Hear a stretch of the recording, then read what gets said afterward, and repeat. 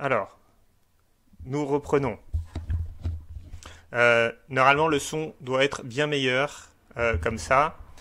J'aimerais avoir quelques retours des étudiants. Alors, n'hésitez pas à utiliser la discussion dans l'espace de discussion. Là, a priori, le son est nettement meilleur. Alors, je vais regarder combien vous êtes à vous connecter. Oui, voilà, j'ai 12 personnes qui sont connectées. Est-ce que vous pouvez me faire un retour sur le niveau sonore et sur la qualité globalement de ce que vous voyez à l'écran? Je vais très rapidement partager mon PowerPoint là où on s'était arrêté la dernière fois, c'est-à-dire ici. Alors, j'ai remis la caméra parce que je pense que ça fait partie, c'est important quand même qu'on puisse se voir un petit peu, que vous puissiez me voir. Sachant que pour ceux qui vont regarder directement sur Moodle, sans passer en passant par un smartphone, ils vont avoir un peu de mal sans doute à m'entendre. Voilà, tout est OK, parfait, merci, très bien, nickel. Bon, inutile de continuer parce que si vous êtes tous en train voilà, donc de répondre, donc merci, c'est super. Il se pose aussi la question de la connexion. Normalement, j'ai une très bonne connexion, donc ça devrait marcher. Là, je suis en Wi-Fi. Si jamais ça marche pas, là aussi, vous me le dites. Bon, ça fait plaisir de voir que tout le monde m'entend bien. Avant de commencer le cours, donc le temps que tout le monde se connecte, là, j'ai 116 personnes, donc ça va bientôt arriver. Quelques informations. Alors évidemment, on est en confinement, c'est pas marrant. J'ai bien conscience que c'est pas marrant pour vous, c'est pas marrant pour moi. J'ai fait hier une séance de TD et franchement, je trouve ça très compliqué. Je vais d'ailleurs demander, et je pense qu'il faut respecter aussi les demandes de vos enseignants, d'allumer des caméras, parce que faire cours sans voir les visages des étudiants, c'est quelque chose qui est très perturbant pour un enseignant. Et donc, bien sûr, parfois vous pouvez pas allumer votre caméra parce que soit vous en avez pas, soit vous avez une mauvaise connexion internet, soit d'autres raisons, vous êtes pas dans un endroit qui permet d'être filmé. Aucun souci, vous n'allumez pas tous votre caméra. Mais s'il y en a quelques-uns qui allument la caméra, ça sera vachement plus facile en tout cas pour moi, pour enseigner, et je pense pour certains de mes collègues. Deuxième chose que je voulais dire, j'ai bien conscience que tout ça va changer un peu nos systèmes d'enseignement. Bon, n'hésitez pas à en parler, à parler de vos problèmes à votre responsable d'année qui est Macha Potrel. Elle est à l'écoute, elle est sensible aux problèmes de connexion des étudiants. N'hésitez pas à aider ceux qui ne peuvent pas se connecter correctement. N'hésitez pas à communiquer entre vous. Alors j'ai un étudiant qui m'a écrit parce qu'il voulait partager un lien Discord. Donc moi je pense que ça peut être une option. Voilà, il faut que vous ayez des espaces de discussion. Ça peut être aussi des comptes Facebook, quand on appelle ça des pages Facebook, des choses comme ça. Ça me paraît plutôt sympathique que vous puissiez vous entraider. Voilà, donc je ne sais pas si l'étudiant, Lucas, je crois que c'est un étudiant de double licence Matéco, s'il veut partager son lien Discord dans l'espace de discussion, voilà, aucun souci, qu'il le fasse. L'idée, c'est vraiment que vous vous entraidiez. Autre chose que je veux vous dire par rapport à l'IAE, alors c'est valable uniquement pour ce cours-là, c'est pas forcément valable pour les autres cours. Nous avons décidé collectivement avec les autres enseignants chargés TD de ne pas faire d'évaluation, la première évaluation sur table qui était prévue, soit pour cette semaine, soit pour la semaine dernière. Je sais que les étudiants de Matéco ont commencé avant et eux, ils ont déjà eu l'évaluation, c'est très bien. On verra s'il est possible de faire une évaluation en présentiel au mois de décembre pour le dernier TD, mais bon, évidemment, on est un peu dans l'incertitude. Est-ce que le confinement va se durcir ou au contraire s'assouplir? Nous savons, pour l'instant, nous avons les garanties que des examens terminaux pourront se faire au mois de janvier. Donc ça, c'est très important.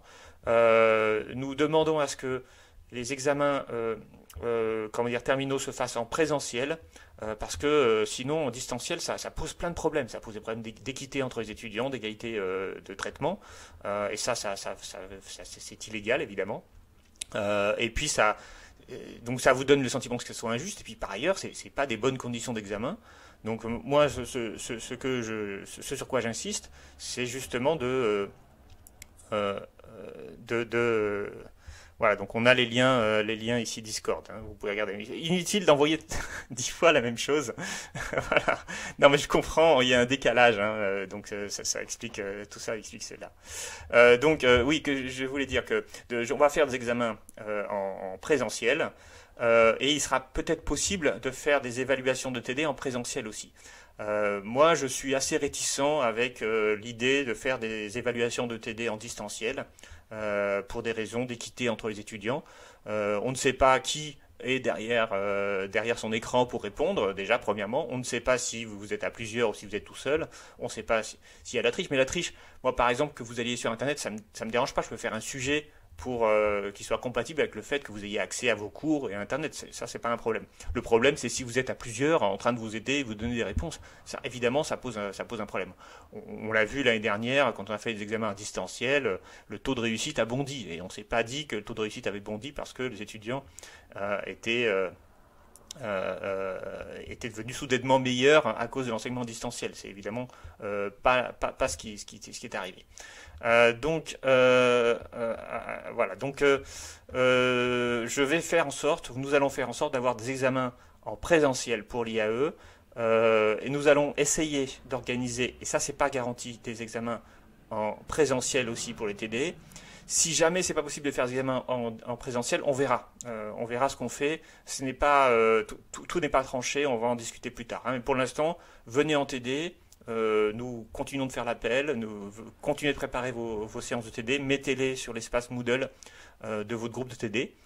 C'est très utile pour interagir avec vos enseignants, vos chargés de TD. Donc en ce qui me concerne, et je pense que d'autres chargés de TD vont être un peu sur la même ligne, j'aimerais bien que vous ayez la caméra branchée, en tout cas pour une partie des étudiants, parce que faire TD sans voir les visages, sans voir si c'est compris, si c'est pas compris, je trouve ça très difficile. Alors, dernier point, j'ai un peu changé Moodle, comme vous avez vu, donc j'ai rajouté les groupes pour chaque TD. J'ai aussi changé le format des vidéos. Maintenant, ça sera des vidéos YouTube. Alors pourquoi YouTube? Parce que c'est très facile d'accéder à YouTube avec un smartphone ou avec n'importe quoi. Vous pourrez toujours les avoir en différé. Je ne vais pas les supprimer, ces vidéos. Je vais les garder jusqu'aux examens. Bien sûr, à vous ensuite de faire en sorte de ne pas prendre de retard, hein, et puis d'essayer d'être en direct. Là, je vois qu'il y a plus de 200 étudiants qui sont en direct. C'est pas mal, hein, mais sachez que, comme vous le savez, on est 400 normalement, donc ça veut dire qu'il y a quand même la moitié de la promotion qui n'est pas en direct maintenant. Pour ceux qui ont un smartphone, je le redis maintenant, qui ne voient pas l'écran, qui voient juste mon visage, vous aurez la possibilité de voir à la fois le PowerPoint et mon visage sur la vidéo en différé. Donc c'est la raison pour laquelle les smartphones, si vous n'avez pas là le PowerPoint, si ça vous pose un problème, et je pense que ça posera un problème pour voir, eh bien vous pourrez tout à fait suivre le cours sur YouTube avec à la fois le PowerPoint d'un côté et la petite vidéo de moi qui parle de l'autre côté. Et voilà, j'ai voulu vraiment garder moi qui parle à côté parce que je pense vraiment que c'est plus convivial et ça vous permettra de mieux suivre le cours plutôt qu'un truc en PowerPoint. Alors, si vous avez des remarques, n'hésitez pas à les envoyer sur le forum de discussion. Nous allons immédiatement commencer le cours. Voilà, nous étions... Alors oui, ça c'est mon chat, donc je vous présente Igloo, voilà. Et Igloo va gentiment me laisser faire cours, parce que évidemment, c'est le cas typique de ce genre de truc où on fait des cours chez soi. Donc reprenons là où on s'était arrêté. Donc on est dans le chapitre 4. Alors j'ai mis, ah oui, alors là aussi... beaucoup d'étudiants râlaient, le chapitre 4 n'est pas en ligne, et le chapitre 4 maintenant est en ligne. Mais seulement vous comprenez bien que j'ai beaucoup de choses à faire en ce moment. Préparer tous les cours en ligne, ça m'a pris tout le week-end. Et puis par ailleurs, j'ai eu aussi à organiser beaucoup de travail de mes collègues, parce que j'ai été élu juste avant les vacances, vice-doyen à la pédagogie, de toute la faculté de droit et économie. Donc ça veut dire que je suis sur la brèche là depuis jeudi dernier. Et donc j'ai pas pu mettre en ligne et retravailler le chapitre 4. Donc c'est les faits, là je l'ai fait juste tout à l'heure.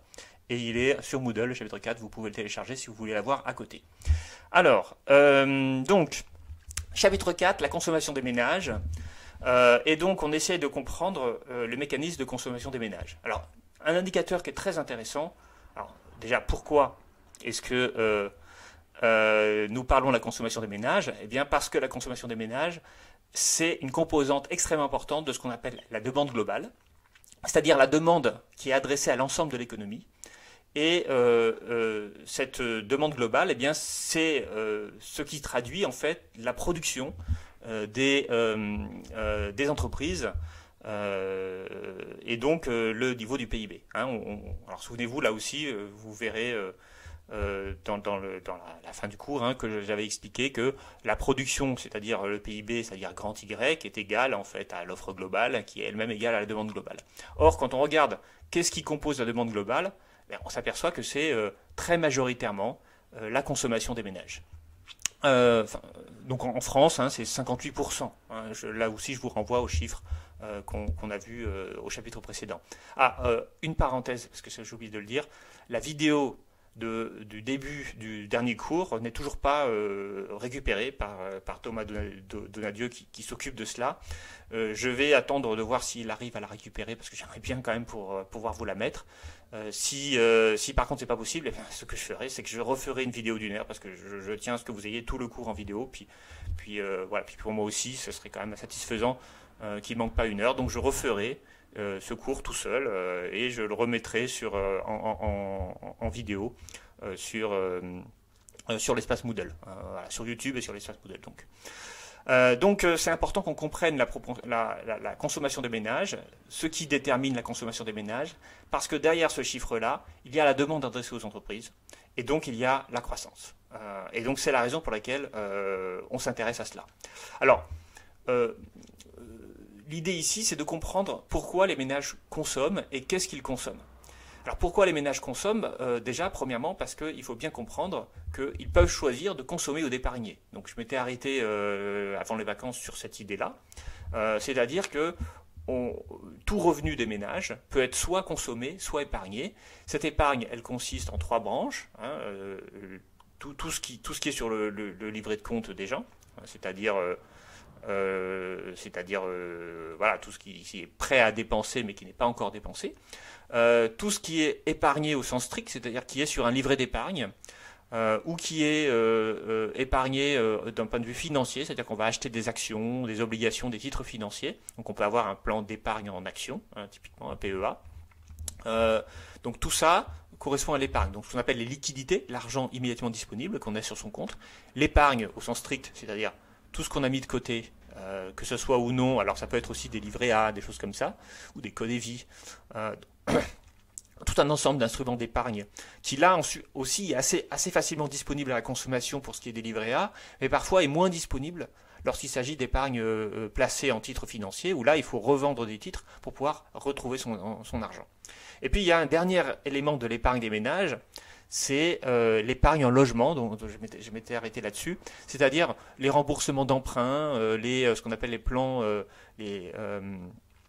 d'épargne logement, les PEL, ou les comptes d'épargne logement. Donc on a des instruments comme ça qui sont ce qu'on appelle de l'épargne en logement, et qui de fait n'est pas consommé parce que en fait toutes ces dépenses de remboursement d'emprunts immobiliers, etc., ils ne vont jamais dans la consommation, ils vont dans l'investissement, puisque comme vous le savez, construire une maison, ça correspond à l'investissement des ménages. Donc, ce qui est intéressant, c'est de voir comment les ménages y réagissent par rapport à leurs revenus. Quelle part de leurs revenus ils vont consacrer à la consommation et quelle part de leurs revenus ils vont consacrer à donc l'épargne, c'est-à-dire à ne pas consommer. Alors, cet indicateur qui représente cette propension des ménages à consommer, c'est ce qu'on appelle justement la propension à consommer. Et la propension à consommer, d'abord, on peut la calculer en regardant en moyenne ce que l'ensemble des ménages ont consommé de leurs revenus. Alors c'est la petite, vous voyez ici là, la petite formule qui est ici, donc propension moyenne à consommer, c'est égal à dépenses de consommation des ménages, CF, divisé par RDB, le revenu disponible brut des ménages. Donc ça, je vous renvoie aussi au chapitre 3, où on a les chiffres pour l'économie française. Alors, évidemment, c'est un ratio, donc ça s'exprime en pourcentage. forcément, forcément, on va voir que ce n'est pas forcément le cas tout le temps, mais c'est souvent le cas, la consommation des ménages est inférieure à leurs revenus disponibles. Alors c'est possible que la consommation des ménages soit supérieure aux revenus disponibles. Dans ce cas, ça veut dire que les ménages s'endettent, donc ils ont une épargne négative, et c'est tout à fait possible. On a des économies parfois, où à certains moments de leur histoire, notamment aux États-Unis, on a pu avoir une épargne négative, parce que les ménages, eh bien, ils ont davantage dépensé qu'ils n'avaient de revenus via l'emprunt. Mais évidemment, c'est des cas exceptionnels et très rares. En général, on a une propension moyenne à consommer qui est inférieure à 100%, donc inférieure à 1. Alors qui ici, vous voyez dans l'exemple que je vous montre ici sur la diapositive, eh bien, c'est une PMC de 0,7. Donc ça veut dire que les ménages, sur une durée d'un an, on calcule en général de manière annuelle cette proportion moyenne à consommer, eh bien, ça veut dire que l'ensemble des ménages a consommé 70% de leurs revenus. Alors bien sûr c'est une moyenne, il y a des ménages qui peuvent avoir davantage consommé que leurs revenus, ils peuvent s'être endettés, d'autres qui peuvent avoir très peu consommé. Donc évidemment quand on a une PMC, une proportion moyenne à consommer de 0,7, ça veut dire qu'on a une proportion moyenne à épargner, je ne l'ai pas mis ici mais c'est l'inverse, de 0,3, c'est-à-dire qu'on va épargner 30% de son revenu. Alors ça c'est le premier indicateur qu'il faut bien connaître, qui mesure en quelque sorte la propension des ménages en moyenne à consommer leurs revenus. On a un autre indicateur qui est intéressant, c'est la propension marginale à consommer. Alors, la propension marginale à consommer, là c'est un indicateur qui est un peu plus difficile technique à comprendre, mais vous allez voir, quand on va le comprendre, il est très très intéressant. Qu'est-ce que ça signifie? Ça signifie de s'intéresser non pas à l'ensemble des revenus, et à la propension qu'on a de consommer l'ensemble de ces revenus, mais à regarder la hausse ou la baisse des revenus, et de voir, alors en général en cas de hausse des revenus, ce qui va se passer en termes de hausse de consommation. Alors l'idée est la suivante. Si on vous donne demain 100 euros, donc vous avez tout d'un coup des revenus qui s'accroissent, qu'est-ce que vous allez faire de ces 100 euros? Vous n'allez peut-être pas les consommer de la même façon que vos revenus courants normaux. Et donc ça c'est ce qu'on appelle la propension marginale à consommer, c'est-à-dire quand vous avez une hausse à la marge de vos revenus, vous avez plus 100 euros de revenus, qu'est-ce que ces 100 euros, comment ces 100 euros ils vont être utilisés en termes d'épargne ou de consommation. Donc c'est ici la définition, petit c, donc on intitule petit c, propension marginale à consommer, c'est égal à la variation de la consommation sur la variation du revenu disponible brut. Alors delta ici, ce delta qui est là, c'est variation, d'accord. Oui, d'ailleurs, je précise, prenez des notes. En fait, comme si vous étiez en cours. Vous avez un bureau et vous écrivez. Si vous êtes affalé sur votre canapé ou dans votre lit pour m'écouter, vous allez certes trouver ça vachement intéressant parce que mes cours sont super intéressants, mais vous allez tout de suite oublier parce que vous n'avez pas pris de notes. Prendre des notes, ça sert à capitaliser, à inscrire dans sa mémoire le contenu de ce qu'on écoute. Voilà, et c'est difficile. Alors, si vous voulez faire une pause, vous mettez sur pause, normalement en direct on peut mettre sur pause, et puis vous reprenez après, il n'y a aucun souci, c'est ça l'avantage. Moi-même je ne sais pas si je ferai une pause tout à l'heure, peut-être pas, voilà, parce que je veux quand même avancer mon cours, mais vous prenez une pause quand vous voulez. Donc je ferme la parenthèse, pardon. Et je reparle de la propension marginale à consommer qui représente donc, ici cette formule-là, la variation de la consommation sur la variation du revenu. Donc si je reprends l'exemple tout à l'heure, vous avez, je sais pas, votre grand-mère qui vous a donné 100 euros, super, voilà, qu'est-ce que vous allez faire de ces 100 euros? Très souvent, ce qu'on constate, c'est que les gens, quand ils ont des revenus exceptionnels qui arrivent, eh bien, ils vont pas forcément les consommer, ils vont très souvent l'épargner, ou en tout cas, ils vont pas les consommer dans la même proportion qu'ils consomment leurs revenus habituels. Et donc ce qu'on constate, c'est très souvent le petit c, la proportion marginale à consommer, est inférieure à la proportion moyenne à consommer. C'est-à-dire que, en gros, les 100 euros que vous va donner une grand-mère, vous n'allez pas forcément les dépenser. Alors là encore, c'est une règle générale qui admet de très nombreuses exceptions, puis vous êtes libre de faire ce que vous voulez des 100 euros que vous a donné votre grand-mère. Par exemple, Si elle vous l'a dit, elle vous a donné 100 euros pour vous aider à acheter un ordinateur pour passer le confinement, et bien là, vous allez le consommer. Et donc même, on peut même considérer que vous allez consommer donc un ordinateur qui vaut, je ne sais pas, vous arrivez à trouver d'occasion un ordinateur à 200 euros, eh bien vous allez consommer 200 avec juste 100. Donc là, vous allez avoir une propension marginale à consommer qui sera supérieure à 1 et qui sera ici de 2. Hein. C'est-à-dire que vos revenus augmentent de 100 et votre consommation, elle augmente de 200. Donc il peut se passer plein de choses sur la proportion marginale à consommer. Elle varie beaucoup plus que la proportion moyenne à consommer. Ou alors votre grand-mère vous donne 100 euros, vous dites je vais les garder pour plus tard, pour passer des vacances le jour où je pourrais passer des vacances parce que je pourrais me déplacer, parce que je serai plus confiné.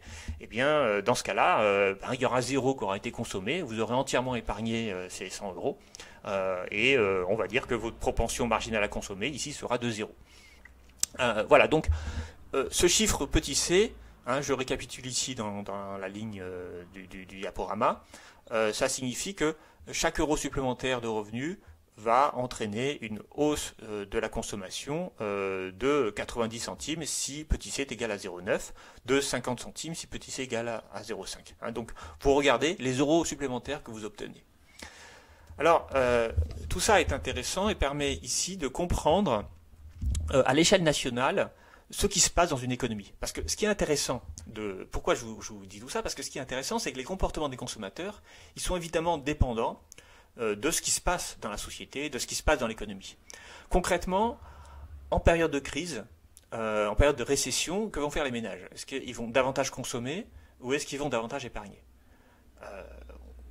On peut penser qu'en moyenne, bien sûr il s'agit d'une moyenne, quand on a une situation d'incertitude, de crise, quand on a peur de perdre son emploi, on ne va pas vraiment être poussé à consommer.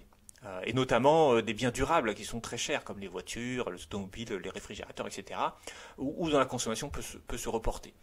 On va peut-être aussi changer ses habitudes de consommation en termes de loisirs. On va pouvoir plus facilement supprimer un certain nombre de loisirs ou de restaurants. Là, autre cas pour les restaurants, le gouvernement nous ferme tous les restaurants administrativement. Forcément, là, on ne peut plus y aller. Donc, on va se retrouver à devoir épargner. Alors, cette épargne, ici, c'est pas parce que c'est un choix, c'est parce que simplement, on ne peut plus consommer ce qu'on a l'habitude de consommer parce que les magasins sont fermés. Ou les restaurants sont fermés. Donc, ce qui est intéressant, c'est que quand on va regarder, suivre au cours du temps, c'est pour ça que je vais montrer ce tableau-là. Quand on va suivre au cours du temps l'évolution de la consommation des ménages, on va voir apparaître des moments de changement de consommation, de comportement de consommation des ménages. Et ces changements de comportement, on va les voir en particulier apparaître dans la proportion marginale à consommer. Pourquoi? Parce que la proportion moyenne à consommer, elle ne va pas beaucoup bouger, elle ne va pas beaucoup varier en proportion, mais par contre, tout ce qui est proportion marginale à consommer, ça peut varier beaucoup. Parce que ça veut dire, par exemple, vos revenus augmentent, vous regardez en fait ce qui se passe par rapport à l'augmentation des revenus et l'augmentation de la consommation. Alors, avant d'expliquer le tableau, il faut essayer de montrer comment il a été construit. Donc tout d'abord ici, vous voyez, j'ai pris exprès les années autour de la crise de 2000-2009, parce que c'est ça qui me semble intéressant à étudier, donc 2005, 2006, 2007, 2008, 2009, 2001, etc. jusqu'à 2012, et puis j'ai pris les derniers chiffres. Alors je voulais pas, parce que sinon j'aurais prolongé le tableau, donc j'ai pas pris les années intermédiaires qui sont moins intéressantes, mais j'ai pris ici la dernière année. Alors comment ce tableau est construit? Eh bien en fait, il suffit de reprendre les chiffres de l'INSEE, les chiffres que je vous ai mis dans le chapitre 3 sur l'économie française, et dans ces chiffres, vous avez premièrement le revenu disponible brut, donc revenu DB ici, revenu disponible brut, qui est le revenu des ménages après. Alors on a rajouté, alors là aussi, ça faut que ça vienne des automatismes. Donc je vous le dis, et je vous invite à le noter sur votre feuille pour bien l'ancrer dans votre mémoire. Comment on calcule le revenu disponible brut? Alors premièrement, on va ajouter tous les revenus primaires. Et les revenus primaires, c'est quoi?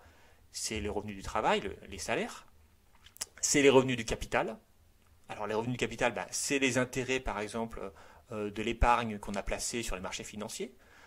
C'est les revenus de la propriété, ça peut être aussi les revenus des logements qu'on a loués par exemple à des étudiants. Donc les revenus du capital, c'est tous les revenus de son patrimoine en quelque sorte, que ce soit financier ou immobilier. Ou d'autres. Si vous avez des actions d'entreprise, vous êtes sociétaire, voilà, d'une SARL par exemple, eh bien vous avez à la fin de l'année des revenus qui sont partagés entre tous les sociétaires. Donc premièrement, revenu du travail, deuxièmement revenu du capital, c'est-à-dire du patrimoine en quelque sorte, immobilier ou financier. Et puis troisièmement, souvenez-vous, on a des revenus qui sont dits des revenus mixtes, c'est-à-dire dans lesquels on ne peut pas dissocier la part du travail et la part du capital. C'est tout le cas des professions libérales, des agriculteurs, des commerçants, des artisans, donc tout un ensemble de personnes qui ont une entreprise en fait qui produisent, mais dont on ne sait pas s'il s'agit de revenus de capital et de revenus de travail, donc ce qu'on appelle les revenus mixtes. Donc on rajoute ces trois sommes de revenus. C'est ce qu'on avait fait à la fin du chapitre 3. Et ça nous fait les revenus primaires. Mais ça, c'est pas le revenu disponible brut. Ensuite, il faut enlever les impôts directs. C'est-à-dire tous les impôts qu'on va payer, alors la CSG, l'impôt sur revenu, etc., les taxes d'habitation, taxes foncières, tous ces impôts directs qu'on paye, il faut les enlever, et ça donne en quelque sorte un revenu inférieur, bien sûr, parce que c'est le revenu primaire moins les taxes. Et puis ensuite, il faut rajouter toutes les subventions qu'on reçoit, les allocations qu'on reçoit plutôt, les allocations familiales, les bourses pour les étudiants par exemple, les retraites, parce que ça correspond au volume le plus important de la redistribution de l'État, c'est les retraites, parce que tout un ensemble de retraités, ils n'ont plus de revenus du travail, ils peuvent avoir des revenus du capital encore bien sûr, mais ils bénéficient en même temps d'une retraite. Et donc ça nous donne le revenu disponible brut. C'est-à-dire ce qui reste, une fois qu'on a enlevé les taxes, et ce qu'on a rajouté les allocations et les retraites. Donc c'est comme ça qu'on le calcule. Ensuite, deuxième chiffre, ici, les dépenses de consommation. Alors ici, souvenez-vous, c'est bien les dépenses de consommation, c'est-à-dire ce qui est acheté sur le marché. Et souvenez-vous, la consommation effective des ménages, là aussi, marquez-le si c'est pas clair, il faut que ce soit clair, parce que ça fait partie des choses très importantes qu'il faut comprendre en économie. La consommation effective des ménages, c'est tout ce que le ménage consomme effectivement, quelle que soit la personne qui ait financé cette consommation. On pense toujours, et on a tort, que la consommation des ménages, c'est ce que les gens achètent. Oui, c'est la très grande majorité de la consommation des ménages, que vous achetez dans un magasin, ou par exemple vous louez un logement, c'est la consommation aussi, vous achetez un service de location. Mais il faut aussi prendre en compte, dans la consommation des ménages, toute la consommation qui vous est donnée, distribuée aux ménages, qui nous est, parce que moi aussi j'en fais partie, mais qui n'a pas été payée par vous, et qui a été payée par d'autres. Alors typiquement c'est bien sûr les services publics, dont vous pouvez bénéficier en tant que consommation, ce qui veut dire pas l'éclairage des rues, pas les services collectifs, pas la justice, l'armée, etc. Tout ça c'est des services collectifs, c'est pas la consommation des ménages, mais par contre la santé, l'éducation, le fait que je vous fais un cours aujourd'hui, que je ne vous demande pas de le payer à la fin, même si vous voulez donner un peu d'argent, je vous donnerai volontiers mon compte PayPal. Non, je rigole. Donc, toute cette consommation que vous avez, qui n'est pas financée par vous, qui est financée par l'État. Tout ça fait partie de la consommation effective des ménages. Et puis, troisièmement, souvenez-vous qu'il y a une partie de la consommation effective des ménages qui n'est pas des services publics, qui est les associations caritatives qui vous aident, sans que ce soit forcément un don des institutions publiques. Donc, les Restos du Cœur, le Secours populaire, le Secours catholique, etc. Donc on a la consommation effective des ménages qui comprend à la fois la consommation dite marchande, celle que vous achetez sur les marchés, et la consommation dite non marchande, celle dont vous bénéficiez et que vous n'avez pas payé. Bon, ici, ce qui nous intéresse, c'est la consommation marchande. Mais j'insiste, ce n'est pas l'ensemble de la consommation des ménages. C'est une partie majoritaire, mais pas l'ensemble. Donc c'est ce que les gens vont acheter, parce que ce qui nous intéresse, c'est ce qu'ils font de leurs revenus. Donc on va mettre ici les dépenses de consommation des ménages uniquement. Et là aussi, reprenez les chiffres du chapitre 3, vous verrez qu'on a les dépenses pour 2018 qui sont de 1220 milliards d'euros pour l'ensemble des ménages. Ça fait beaucoup. Donc on a ces chiffres-là, ces deux chiffres-là. Et maintenant, il faut calculer la propension moyenne à consommer et la propension marginale à consommer. Alors la propension moyenne à consommer, eh bien c'est très simple. On prend le revenu disponible, c'est marqué ici, là. On prend le revenu disponible brut des ménages, 1106. Non, excusez-moi. On prend la consommation finale des ménages, 946, et on divise par le revenu disponible brut des ménages, et on trouve ici 0,86. Donc ça veut dire 86%. Ça veut dire que chaque euro de revenus pour les ménages entraîne en moyenne une dépense de 86 centimes. Et puis ensuite, on a petit c. Petit c, c'est la proportion marginale à consommer. Alors pour la calculer, il faut regarder la variation de la consommation et la variation du revenu disponible brut.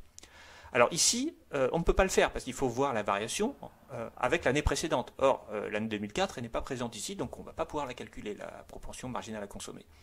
Donc il faut attendre d'être en 2006. Ici, vous voyez, on est en 2006. Et donc en 2006, comment fait-on pour calculer le petit c? Eh bien, on regarde la variation de la consommation. Alors, là aussi, de tête, on va y arriver. On est passé de 946 à 987. Donc ça veut dire qu'on a, eh bien c'est pas mal, on a 41 milliards qui a été consommés en plus. 41 milliards de consommation en plus, combien de revenus en plus? Ah bah ça c'est facile, 1106 et 1156, 50 milliards de revenus en plus pour les ménages. Donc qu'est-ce qu'on constate? Eh bien qu'on a consommé 41 de plus, alors qu'on avait 56 de plus. Donc on fait 41 divisé par 56, et là, on a une propension à consommer, proportion marginale à consommer entre 2005 et 2006, qui est de 0,82. Voilà. 41 divisé par 50, ça fait 0,82 si vous prenez votre calculatrice. Et donc vous allez pouvoir retrouver ainsi tous ces chiffres de petit c. Alors, maintenant qu'on a compris comment le calcul se fait, notez-le si c'est pas clair. Donc PMC c'est facile, hein, c'est ici, petit c c'est là, mais ici dans le tableau, on regarde la variation des consommations, la consommation et la variation des revenus en regardant par rapport à l'année précédente. Alors on fait toujours ça par rapport à l'année précédente. Bien sûr, on peut regarder la variation des revenus entre 2010 et 2005, par exemple sur 5 ans. On peut le calculer. Après, est-ce que c'est pertinent? Non, parce que ça a montré une évolution sur 5 ans, ce qui est quand même plus tellement conjoncturel, hein, ce qui est quand même assez long comme écart, mais tout est possible. Alors c'est la raison pour laquelle, en 2017 ici, quand je reprends les chiffres, je n'ai pas calculé de variation de consommation, parce qu'on ne peut pas, parce qu'on n'a pas l'année 2016, donc on ne peut pas calculer la proportion marginale à consommer. Bien, alors, je répète, proportion marginale à consommer petit c, proportion moyenne à consommer, on va l'appeler PMC, ce sont deux chiffres différents. Hein, ils ne sont pas liés l'un à l'autre, ils sont différents, ils se calculent différemment, et ils ne disent pas les mêmes choses. Alors, ce qui nous intéresse pour regarder la conjoncture économique, le sentiment, le moral des ménages, ce qui va être intéressant, c'est de regarder la propension marginale à consommer, puisque si on regarde la propension moyenne à consommer, on voit qu'elle est très stable. Hein. On a 0,86, 0,85, 0,85, 0,85, 0,84, 0,84, hein, 0,84, 0,85, 0,85, 0,85, bref. Qu'est-ce que vous voulez dire comme analyse là-dessus? On ne peut pas dire grand-chose. Un économiste, il va dire, bon, bah, la propension moyenne à consommer des Français est de 0,85, voilà. Mais ça ne renseigne pas grand-chose. Imaginons que vous voulez faire une politique de relance. C'est ce que, d'ailleurs, c'est intéressant, c'est ce que le gouvernement veut faire aujourd'hui. Il dit, bon, ça va pas, les entreprises sont en situation catastrophique à cause de la situation actuelle, on peut le comprendre. Il faut que les ménages ils arrêtent d'épargner et il faut qu'ils consomment leur épargne. Donc ils vont essayer de mettre des aides aux ménages, ce qu'ils ont fait d'ailleurs. Hein, concrètement, le chômage partiel, c'est une aide massive qui a coûté très cher. Peut-être vos parents ou vous-même, vous êtes au chômage partiel. Si vous êtes au chômage partiel, que se passe-t-il? Eh bien, on vous paye et puis vous ne travaillez pas parce que vous ne pouvez pas travailler parce que, par exemple, votre magasin est fermé. Donc, l'idée de donner de l'argent comme ça, c'est évidemment de compenser les fermetures administratives des magasins, mais c'est aussi de permettre aux gens de continuer de consommer. Sauf que, est-ce que c'est parce qu'on leur donne de l'argent qu'ils vont entièrement consommer de leurs revenus? Eh bien, peut-être pas. Et donc, c'est intéressant de voir ce que les gens font avec de l'argent qu'ils ont en plus. Alors ici, c'est pas l'argent qu'ils ont en plus dans le chômage partiel, c'est des compensations, et même parfois c'est de l'argent en moins. Mais globalement, d'autres peuvent aussi avoir de l'argent en plus. Hein. On parle d'une augmentation de 150 € pour les étudiants qui ont des APL. C'est pas énorme, hein, 150 €. Ça ne vous permettra pas d'acheter un ordinateur. Enfin bon, c'est déjà mieux que rien. Et la question est, qu'est-ce qu'ils vont faire les étudiants avec ces 150 €? Donc c'est là qu'on va regarder la propension marginale à consommer. Alors, ce qui est intéressant aussi, c'est de voir comment donc tout ça évolue en fonction des crises économiques. Alors, ce qui est intéressant, c'est que les années 2008-2009 sont justement des années de crise. Hein, et 2010, une année de reprise, et puis ensuite 2011-2012, on va à nouveau avoir une année de crise. Donc, que se passe-t-il? Alors, si on reprend les années normales, on a une propension marginale à consommer qui est, vous voyez, comme je l'ai dit, un peu inférieure à la proportion moyenne à consommer, ce qui est normal en moyenne, mais pas tellement différente de la proportion moyenne à consommer.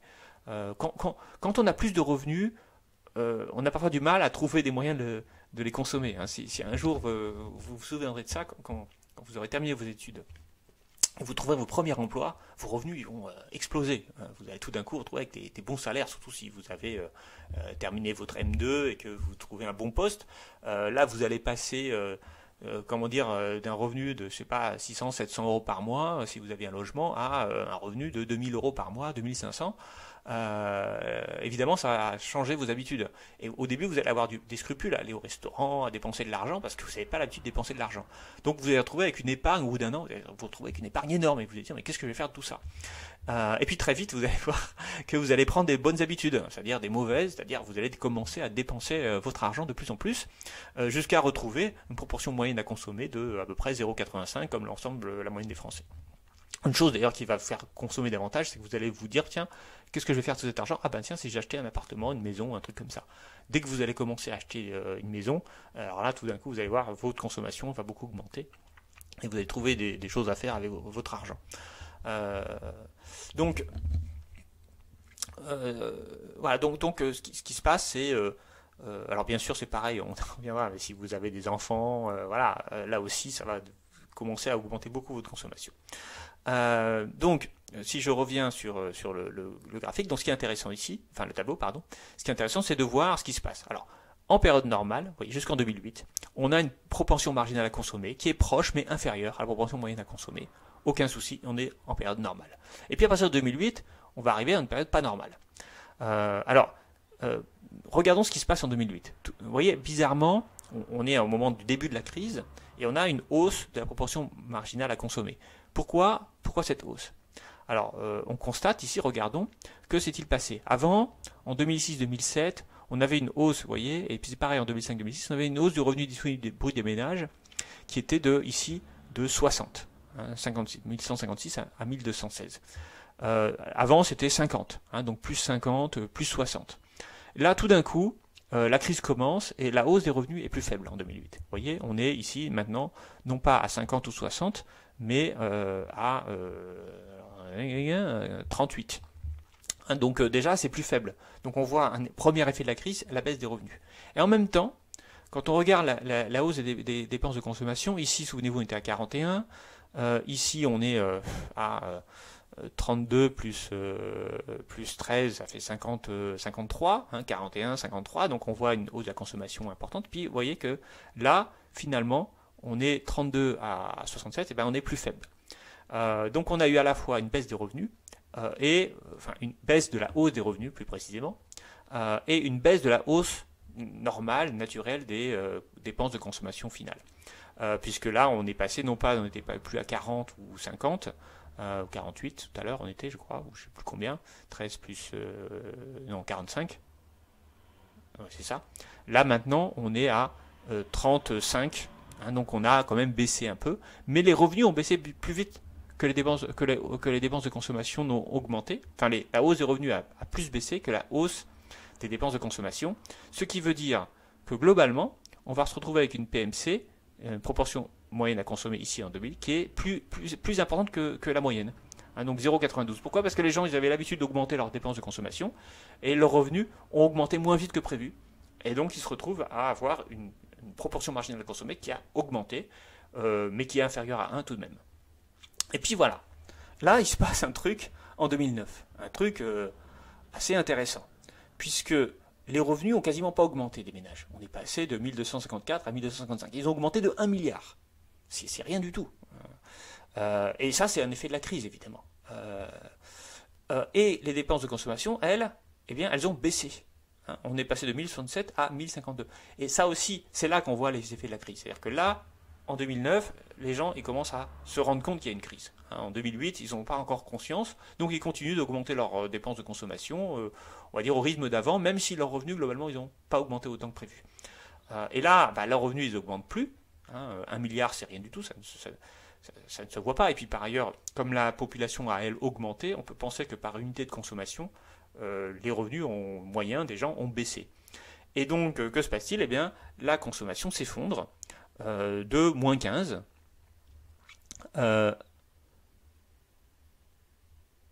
Eh bien, j'ai vu votre question. Je ne peux pas faire grand-chose, hein. La vidéo sera disponible et normalement elle sera meilleure. La vidéo sera disponible sur YouTube après. Il n'y aura pas de désynchronisation, hein. Quelqu'un m'a dit qu'il y a une désynchronisation entre l'explication et le diaporama. Alors, les dépenses de consommation finale des ménages donc ont baissé de 15, 1067 à 1052, et les revenus ont augmenté de 1. Donc on va se retrouver avec moins 15 divisé par 1, ça fait moins 15. Donc on a une proportion marginale à consommer de moins 15. Et puis après, 2010, année de reprise. Alors on la voit à la reprise, hein, vous voyez dans le revenu disponible brut des ménages, plus 30, on est passé de 1255 à 1285, et pareil, on voit une hausse de la consommation de plus 30, le monde économique ne s'est pas effondré malgré la crise, et donc on voit une hausse de la consommation. Mais cette hausse de la consommation, finalement, elle va quand même être plus lente, puisqu'on se retrouve avec une proportion moyenne à consommer de 0,84. Donc la reprise va être moins forte que n'a été l'effondrement, puisqu'on est passé de proportion moyenne à consommer de 0,85 à 0,84. Et ça va perdurer jusqu'en 2012, où là, on va se retrouver avec une proportion marginale à consommer qui va vraiment, cette fois-ci, vraiment augmenter. En 2012, c'est manifestement une bonne année pour les ménages, puisque vous voyez que... alors non, c'est pas une bonne année pour les ménages, excusez-moi, je suis en train de dire des bêtises. C'est une deuxième crise. Puisque 2010-2011, c'est les années de reprise. Alors vous voyez, on les voit, hein, 2010, forte reprise, plus 30 milliards, enfin forte reprise, on était à plus 50 avant. 2011, on est à 1311, donc on a 15 plus 11, on est à 26. Donc là, encore une croissance, mais pas très forte. Mais la consommation, elle est assez forte, hein. On consomme quasiment tous les revenus supplémentaires qu'on a. Et puis 2012, là, alors c'est pas comme en 2009 où on n'a plus que 1 milliard de plus, mais là on n'a pas grand chose, on a 7 milliards de plus. Et pourtant la consommation, elle va davantage augmenter, elle va augmenter de 11. Donc là on va se retrouver à nouveau avec une proportion marginale à consommer de 1,57. Mais ce qu'il faut bien comprendre, c'est que, alors qu'est-ce qui s'est passé en 2012 ? C'est les conséquences des politiques d'austérité, hein. François Hollande est arrivé au pouvoir, qu'est-ce qu'il a fait ? Il a essayé de rétablir les comptes publics, et donc pour cela, il a supprimé un certain nombre d'aides, hein, notamment alors ce qui a été beaucoup reproché, c'est la suppression de la défiscalisation des heures supplémentaires, et puis il a aussi toujours garder le gel des salaires des fonctionnaires. Il a quand même mené une politique d'austérité. Il a augmenté des impôts déjà à ce moment-là. Et ça aussi, ça lui a été beaucoup reproché. Et donc, vous voyez que ça va faire que les revenus disponibles bruts des ménages peut augmenter. Les dépenses de consommation, elles, ont davantage augmenté que les revenus. Donc, on a un petit C à plus de 1. Mais on voit que quand même la hausse de la consommation est moins forte que dans les années 2005-2006. Alors, si on regarde la période toute récente, on est dans une situation qui n'est pas encore revenue à 2005-2006. Hein. Souvenez-vous, 2005-2006, on a plus 50, plus 60 milliards de revenus disponibles bruts des ménages. Là, on est à plus 31, hein, donc on est encore dans une croissance faible. Les dépenses, elles augmentent, ici de 29, hein, donc on voit un petit C qui est supérieur à 0,85, 0,94. On est revenu un peu à l'état normal. Ce qui sera intéressant, mais ça sera pour les autres étudiants, les étudiants des autres années, ce qui sera intéressant, c'est de voir ce qui va se passer en plus en 2020, comparé à 2019. Donc là, je vais bien m'amuser à regarder cette crise et même à comparer peut-être la crise de 2020 avec les crises de 2009, sachant qu'en plus cette crise, elle pourrait se prolonger en 2021, parce qu'il va y avoir un gros chaos. Alors, la bonne question, la consommation des ménages dépend-elle de l'inflation ? A priori non, notamment dans la période récente où on a des taux d'inflation qui sont en fait assez faibles, hein, qui sont entre 0 et 2%. Hein. Sur toute cette période-là, on n'a quasiment pas d'inflation. Si on avait une inflation à 30 ou 40%, Là, alors, qu'est-ce que ça ferait sur la consommation des ménages? Sans doute que ça aurait pour conséquence plutôt d'augmenter la consommation des ménages. Alors c'est un peu paradoxal, mais quand les prix augmentent, qu'est-ce que vous faites de votre argent? Vous n'allez pas l'épargner en fait, parce que vous allez pouvoir, vos capacités d'acheter vont baisser. Il vaut mieux acheter maintenant quelque chose dont les prix augmentent que d'attendre 6 mois et de l'acheter plus tard quand il sera plus cher. Et donc, quand il y a une inflation forte, mais pas excessive, c'est-à-dire 10%, 15%, c'est arrivé dans l'histoire française, d'avoir des inflations à plus de 10%, c'est arrivé à la fin des années 70, début des années 80. Ça ne s'est pas forcément traduit par un effondrement de la consommation, et j'aurais tendance à penser au contraire que lorsqu'on sait que les prix vont augmenter, on a tendance à acheter maintenant pour éviter d'acheter plus cher plus tard. Par contre, si vous avez ce qu'on appelle une hyperinflation, c'est-à-dire une inflation qui augmente de plus de 50%, de plus de 100%, comme par exemple vous avez au Venezuela ou au Zimbabwe dans certains pays, comme il y a eu en Allemagne en 1923, une hyperinflation. Alors là, ça peut quand même totalement déstabiliser les comportements d'inflation. Et là, ce que vous allez faire, c'est que vous allez vous tourner vers, non pas l'argent que vous recevez, vous cherchez à le dépenser le plus vite possible, c'est vrai, mais une grande partie de l'argent que vous allez chercher à acheter des choses qui ne vont pas perdre de la valeur, par exemple de l'or, des métaux précieux, voire des bâtiments. Et donc ça ne va pas là susciter la consommation. C'est-à-dire que concrètement, quand vous achetez de l'or, en fait, vous stérilisez un peu votre argent, vous le mettez dans des lingots d'or. Comme ça, vous avez une épargne. Mais cette épargne, vous ne pourrez pas la dépenser pour consommer. Et donc ça peut nuire beaucoup à la consommation. Et ça peut entraîner une crise économique forte. Une hyperinflation est très dangereuse pour l'économie. Mais une inflation modérée n'est pas forcément dangereuse, elle peut même favoriser la consommation et donc favoriser l'économie, la demande globale, donc l'offre globale, etc. Alors, si vous avez des questions, vous voyez, je les vois quand elles apparaissent sur mon écran. Donc les questions, je les vois et je peux les lire. Si jamais c'est à propos, je peux y répondre. Alors, une chose qui nous intéresse justement, c'est de savoir qu'est-ce qui fait varier la consommation des ménages. Qu'est-ce qui va faire qu'un ménage va choisir de plus consommer ou de moins consommer? Alors bien sûr, deux choses sont importantes dans la consommation des ménages. Le prix, mais alors ici je ne parle pas du prix des prix en général, je parle du prix de l'objet dont il est question, et bien sûr les revenus des ménages. Ce qui va nous permettre de déterminer deux indicateurs clés. Là aussi, il faut bien les comprendre parce que c'est des indicateurs clés, on a besoin de cela en tant qu'économiste, c'est l'élasticité prix et l'élasticité revenu. Alors, l'élasticité prix détermine la variation de la consommation d'un bien lorsque son prix varie. Donc c'est ça qu'on va regarder. Évidemment, on pense, mais ce n'est pas systématique, on va voir justement que parfois il y a des exceptions. Évidemment, on pense que lorsqu'un bien voit son prix augmenter, eh bien la consommation va baisser.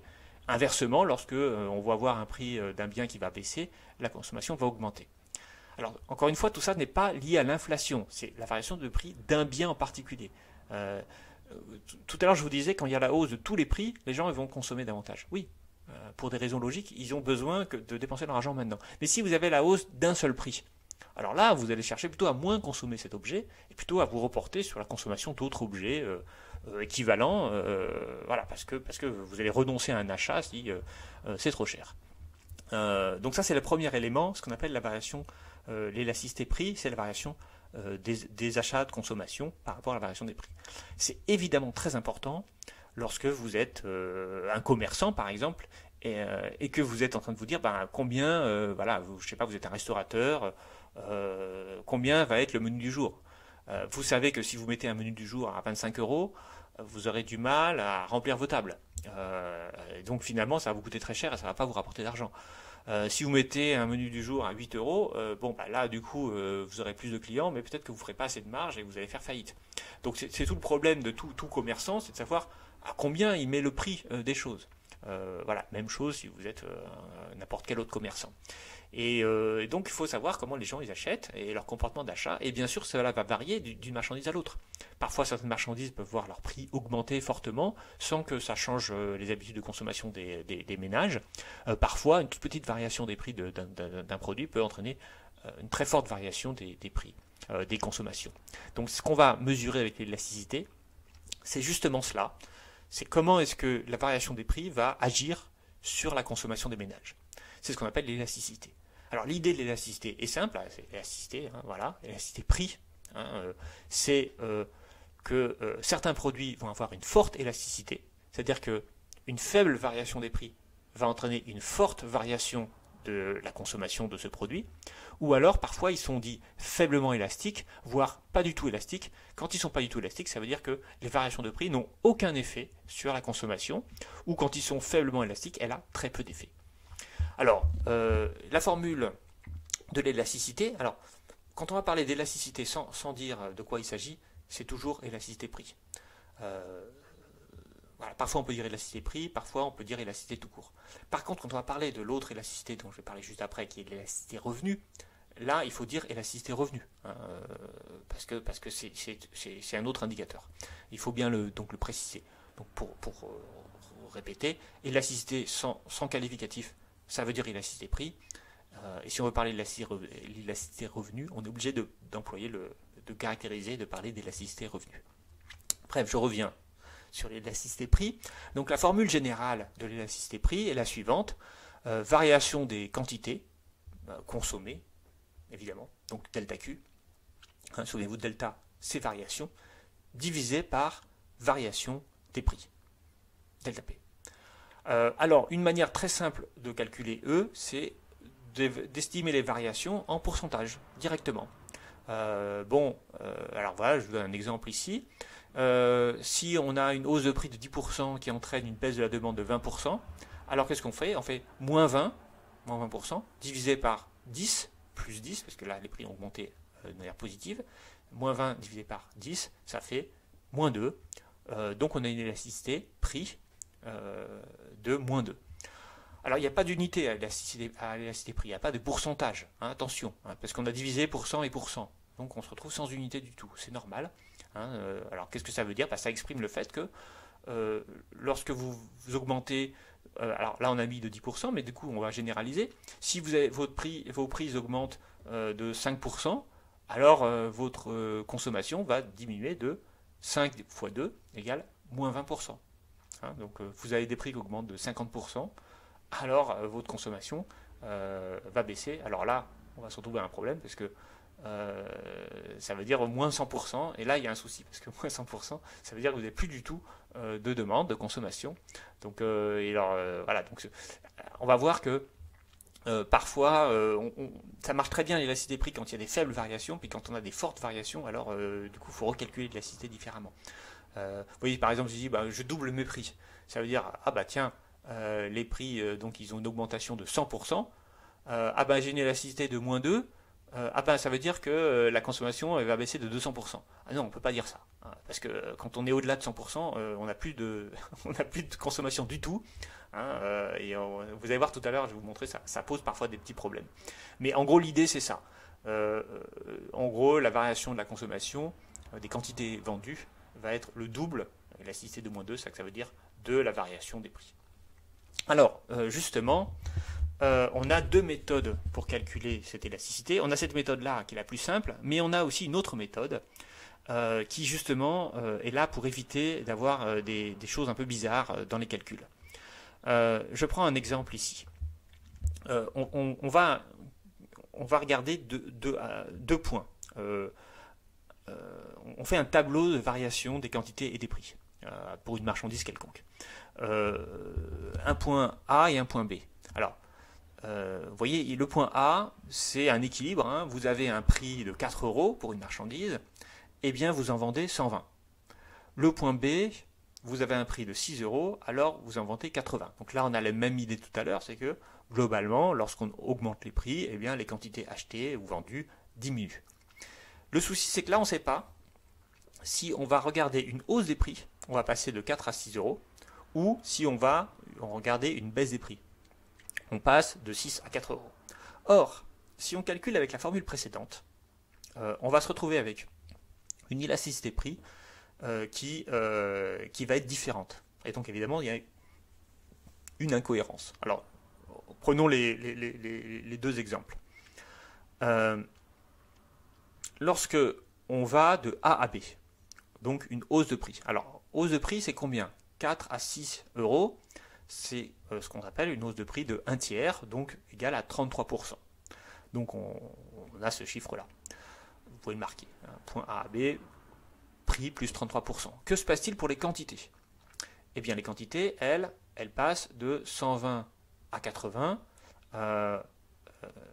Excusez-moi, je dis une bêtise. En plus, c'est marqué ici. Le prix de 4 à 6 euros, c'est une hausse de 50% des prix. Il ne faut pas que je dise n'importe quoi. 4 euros qui se transforment en 6 euros, ça fait plus 50% des prix. Donc, rayez ce que vous avez marqué.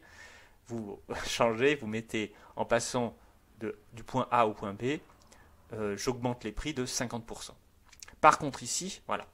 Les quantités, elles vont bien baisser de 33%, 120 à 80. Alors, 33%, ça veut dire un tiers. Un tiers de 120, c'est 40. Donc on enlève un tiers de 120, on arrive à 80. Donc voilà, donc on enlève 40. Et ça veut dire un tiers, c'est bien 33%. Donc ici, quand on passe du point A au point B, on a une hausse des prix de 50% et une baisse des quantités vendues de 33%.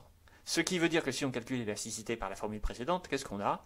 On a variation des quantités moins 33%, divisé par variation des prix plus 50%, ça fait qu'on a ici donc moins 33 divisé par 50, 0,66, moins 0,66. Okay, donc on va trouver une élasticité prix qui sera moins 0,66. Maintenant, essayons de regarder ce qui se passe dans l'autre sens. Imaginons qu'on est au point B et qu'on va au point A. Ça veut dire que cette fois-ci, il y a une baisse des prix. On était à 6 euros et on passe à 4 euros, ce qui va entraîner une hausse de la quantité vendue de 80 à 120. Alors là, les prix varient de combien? Alors c'est là, il faut bien comprendre que tout à l'heure on avait plus 50%, mais là on n'a pas moins 50%. Parce que moins 50% de 6 euros, ça fait 3 euros. Pour passer de 6 à 4, il faut reprendre un tiers, il faut enlever un tiers de 6, ça veut dire qu'il faut enlever 33%. Donc cette fois-ci, on a une variation de prix qui est considérée comme moins 33%. Les quantités, c'est pareil, on a le même problème, puisque c'est pas un tiers, parce qu'un tiers de 80, ça ne fait pas 40. Là, ce qu'on constate, c'est que 40, c'est la moitié de 80. Donc si on veut passer de 80 à 120, il faut faire plus 50%. Et dans ce cas-là, qu'est-ce qu'on a? On a une autre calcul, enfin la même formule d'ici, hein, E égale delta Q sur delta P, qui va donner un résultat différent, qui va donner delta Q, donc ici c'est plus 50%, divisé par delta P, c'est moins 33%, et ça fait ici 1,5. Et donc, vous voyez qu'on a un souci. Si on ne nous dit pas, si dans un énoncé, on ne vous dit pas comment changent les prix, dans quelle direction, est-ce qu'ils augmentent, est-ce qu'ils baissent, alors vous ne pouvez pas calculer l'élasticité prix, ou alors vous avez deux calculs qui vont donner deux résultats différents, et donc si on vous demande quelle est l'élasticité prix, vous n'allez pas trouver. C'est la raison pour laquelle, quand on est face à ces situations, c'est-à-dire on nous demande de calculer une élasticité prix en nous donnant juste le tableau sans nous dire comment ça varie, alors il faut utiliser une autre méthode qui va donner une formule un peu plus compliquée, qui est celle-ci, mais qui permettra de trouver une élasticité prix cohérente. Alors, cette formule, donc c'est ce qu'on appelle la formule du point milieu. Donc c'est marqué méthode du point milieu. Alors en fait c'est une forme de moyenne, mais c'est pas une moyenne comme on pourrait faire en calculant de A à B et de B vers A, et puis on avait dit qu'on avait moins 0,66 et moins 1,5, donc deux résultats différents, mais on ne fait pas la moyenne de 0,66 et 1,5, sinon on ne trouvera pas le bon truc. Donc il faut utiliser cette formule. Alors il faut l'apprendre par cœur. Elle n'est pas simple, mais en fait c'est la seule chose qu'on peut utiliser. Peut-être que vous la voyez d'ailleurs en statistique. C'est vraiment là aussi une formule de base. Donc qu'est-ce qu'on fait? Alors on fait la moyenne, mais la moyenne des variations en fait. Donc on regarde Q2 moins Q1. Donc Q2 moins Q2, c'est donc ici 2 c'est point B et 1 c'est point A, d'accord? Donc Q2 moins Q1 c'est 80 moins 120, ok? Ça fait moins 40. divisé par Q2 plus Q1. C'est 200. D'accord, et divisé par 2. Donc ça fait 100. Donc là, on a en haut de l'équation, le numérateur, on a dit moins 40 divisé par 200 divisé par 2, c'est-à-dire divisé par 100, ça fait moins 0,4. Vous pouvez le marquer. Et puis dessous, en fait, c'est la même chose avec les prix. Donc P2 moins P1. Donc P2, c'est le point B, donc c'est 6 moins 4. Ça fait 2, cette fois-ci, c'est positif. Divisé par P2 plus P1, c'est 10. Divisé par 2, 5. Ça fait 4 divisé par 5. Et bien ça fait 0,8. Je crois. Attendez. P2, 10. 5. Non, excusez-moi, c'est pas 2. C'est pas 4, c'est 2. Excusez-moi. P2 moins P1, c'est plus 2. Voilà. Plus 2 divisé par 5, ça fait 0,4. Donc on va se retrouver ici avec moins 0,4 sur plus 0,4. Et ça fait moins 1. Donc si vous n'avez pas bien compris ce que je viens de dire, eh bien vous remettez la vidéo et vous verrez que je ne me suis pas trop trompé. Voilà, c'est bien 0,2, c'est bien 2 divisé par 5, ça fait bien 0,4. Alors, écoutez, il est midi, et moi j'ai besoin de prendre un peu l'air, et donc je vais faire une petite pause de 5-10 minutes, voilà, comme d'habitude. Écoutez, on va faire ça, et je vous invite à faire aussi une pause. Donc à midi 13, nous reprenons ce cours. Et je vais d'ailleurs rester allumé, ça permettra d'éviter de changer. Alors, il n'est pas encore 12h13, mais de toute façon, ce qui est bien avec les enregistrements en ligne, c'est que vous pouvez revenir en arrière, faire ce que vous voulez, passer rapidement. Donc je regarde vos messages. Oui, le diaporama ne s'affiche pas, on va être mis pour votre explication. Mais écoutez, ça, concrètement, je n'y peux pas grand-chose. Il y a forcément un décalage. Alors, entre nous, parce que ça prend du temps. Ce qui m'intéresse surtout, c'est que la vidéo soit bonne, d'assez bonne qualité, que vous puissiez voir le diaporama. Voilà, et puis que globalement vous entendiez bien aussi, évidemment, parce que ça c'est assez important. Ah oui, je vois aussi la résolution image par seconde, 8 images par seconde, évidemment ça va pas très vite, mais c'est pas très très grave pour ce qui est de la résolution. Alors, donc il me dit non mais ça c'est bon maintenant, vous m'entendez, voilà. Donc je vous propose de reprendre le cours, voilà, en plus il est 13, c'est parfait. Et donc voilà, donc cette formule du point milieu qui va être utilisée parfois. Donc en fait il faut être malin là aussi. N'utilisez pas la formule du point milieu si finalement vous savez le sens de variation qui est donné. Si on vous dit par exemple si on augmente les prix de 20% et que la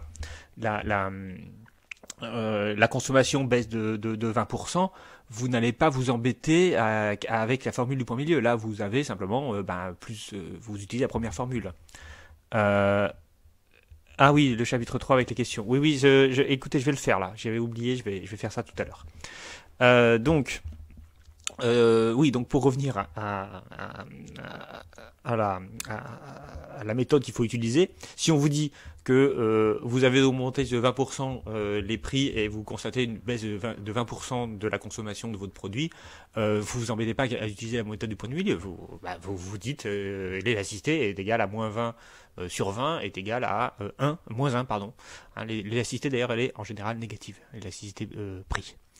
Donc voilà, donc faites toujours au plus simple, et regardez quelle est la formule la plus pertinente pour l'exercice qui vous est demandé. Vous verrez ça notamment en TD, dans le TD, je crois, le TD 5. Alors, ou le TD 6, non, le TD 6, pardon. Qu'est-ce qui fait que l'élasticité prix, toujours, varie d'un produit à l'autre? Alors, en fait, il y a différents éléments qui vont expliquer que l'élasticité sera faible ou importante. Par exemple, un premier élément, c'est est-ce que on peut facilement renoncer à l'achat, qu'est-ce qui fait qu'on va pouvoir renoncer à un achat si les prix sont trop élevés, typiquement. Dans ce cas, l'élasticité prix sera élevée. Eh bien, c'est lorsqu'il existe des substituts proches. Et dans ce cas-là, on va pouvoir renoncer facilement. Un exemple, voilà, vous avez votre boulanger qui augmente le prix du pain de 1 euro à 1,50 €, si vous avez un autre boulanger pas très loin qui lui continue de vendre du pain à 1 euro, eh bien vous n'allez pas, vous allez très vite renoncer à acheter le pain chez ce boulanger parce que c'est très facile d'aller acheter à côté. Hein, tous les biens que vous trouvez en magasin, si vous trouvez les mêmes biens un peu plus loin, globalement vous n'allez pas vous embêter à continuer d'acheter dans ce magasin si les prix augmentent. Donc là, ça veut dire une élasticité élevée. Par contre, parfois, vous ne trouvez pas facilement de substitut. Par exemple, l'essence, typiquement, c'est une élasticité prix qui est faible, parce que dans votre voiture, vous pouvez mettre que de l'essence. Enfin, l'essence, mettons vous êtes du samplon 95 ou 98. Si le samplon il augmente, vous n'allez pas forcément réduire votre consommation. Alors soit parce que vous pouvez pas mettre autre chose dans votre voiture, soit parce que vous n'avez pas d'autre moyen de transport que votre voiture en fait, hein, pour aller là où vous voulez aller. Donc là, une variation des prix de l'essence ne va pas forcément se traduire par une baisse. Enfin, si l'essence augmente, ça va pas forcément se traduire par une baisse de la consommation. Donc on va voir ici ce qu'on appelle une élasticité prix qui sera faible. Alors deuxième évidemment élément qui est un peu lié à la même chose, mais pas tout à fait de la même façon. C'est l'idée des biens qui sont indispensables ou essentiels. Tout à l'heure, je vous parlais des restaurants. Tiens, d'ailleurs, c'est marrant, puisqu'aujourd'hui, on nous explique qu'il y a plein de choses essentielles et plein de choses superflues. Donc, on interdit toute consommation superflue. Bon, la question, c'est qu'est-ce qui est superflu, qu'est-ce qui est essentiel ? Alors, on a entendu ça parce que on nous a parlé des livres, par exemple. Est-ce que les librairies devraient être considérées comme magasins essentiels ou non ? Derrière cette question-là, en fait, à mon avis, elle n'est pas très bien posée. Il y a plein d'autres questions. Hein. C'est-à-dire que vendre des livres, c'est pas qu'une question de est-ce que les consommateurs en ont besoin, c'est aussi les conséquences que ça a ensuite sur la filière. Et une des particularités d'ailleurs de l'édition, c'est pour cette raison que moi faut pas déconner. Les livres, c'est pas essentiel à la vie. D'abord, on a plein de livres à lire chez soi. Voilà. S'il s'agit de pas consommer de livres pendant 6 mois, on va pas en mourir. Là où la question est plus spécifique pour l'édition, c'est qu'en général, donc on a des maisons d'édition qui sont elles très importantes et qui font faillite si elles vont vendre plus de livres. Qu'on a aussi bien sûr des auteurs qui sont rémunérés et qui sont plus rémunérés, ça pose un problème. Puis aussi des imprimeurs. Et en fait tout ça, ce qui est intéressant dans le livre, c'est que c'est une chaîne de production locale. C'est-à-dire que les auteurs sont français, les maisons d'édition sont françaises, les imprimeurs sont aussi français. Alors que quand on interdit la vente de jouets, par exemple, qui peuvent aussi considérés comme des produits importants, notamment en période de Noël, les jouets ils sont fabriqués en Chine ou ailleurs. Et donc finalement, ça a moins d'impact sur l'économie française de fermer des boutiques de jouets que de fermer des librairies. D'ailleurs, un jour, je vais le dire je vais écrire un article là-dessus parce que personne n'en parle, alors que pour moi, ça serait la vraie raison pour laquelle il faudrait ouvrir les librairies, c'est que ça crée pas que des emplois de commerçants, ça crée des emplois d'imprimeurs, des emplois de maisons d'édition et ça donne des revenus aussi aux auteurs. Donc c'est bien plus intéressant d'un point de vue économique d'ouvrir les librairies. Mais ça c'est une autre question. Ce qui nous intéresse ici, c'est est-ce qu'on peut se passer d'un bien ? Et par exemple, l'élasticité des prix des loisirs est toujours plus importante que l'élasticité prix des choses qui nous sont nécessaires pour produire. Alors par exemple, les restaurants, les voyages, ils ont une élasticité prix importante. D'ailleurs, ils en ont conscience, hein, puisqu'ils ont parfois du mal à augmenter leur prix. Hein, les billets d'avion aussi, ils ont une élasticité prix très importante. Alors certes, les billets d'avion sont des biens un peu essentiels, mais la concurrence est tellement forte qu'on peut facilement trouver des biens substituables. Donc là, c'est un autre élément, mais parfois, on peut se dire, bon, aller voyager au Japon, est-ce que c'est si important pour faire des randonnées, par exemple ? Est-ce que c'est si important alors qu'on pourrait faire des randonnées dans les Alpes ? Et ça nous coûterait beaucoup moins cher. Donc là, la question, c'est pour un même service, on va dire, la randonnée ou pour un même vision de vacances, ça peut être plus simple de renoncer à un billet d'avion au Japon. Donc c'est ça un peu le côté superflu. C'est si on considère qu'on a absolument envie de faire une randonnée, est-ce qu'on a besoin de la faire très très loin ? Les produits de loisirs sont souvent les premiers sacrifiés en période de crise. Hein. Donc les restos, les sorties, les choses comme ça. Et là encore, je me distingue de la question du gouvernement, de ce que le gouvernement dit là en fermant des boutiques soi-disant non essentielles. Ce qui m'intéresse ici, c'est du point de vue des consommateurs. Quand il faut renoncer à la consommation, on préfère renoncer au superflu parce qu'on ne peut pas renoncer à l'essentiel. L'essentiel, c'est le logement, par exemple, c'est tout ce qui nous sert à travailler, c'est les transports très souvent qui sont essentiels, enfin c'est plein de choses comme ça. Et bien sûr l'alimentaire qui est essentiel. Alors ensuite, troisième élément, ce qui détermine l'élasticité prix. Donc si je reviens, parce que c'est évident, les biens essentiels, ils vont avoir une élasticité prix faible, alors que les biens superflus vont avoir une élasticité prix forte. Marquez-le si vous n'avez pas compris dans l'explication. Alors, troisième élément, donc qui détermine l'élasticité des marchandises, c'est la définition du marché.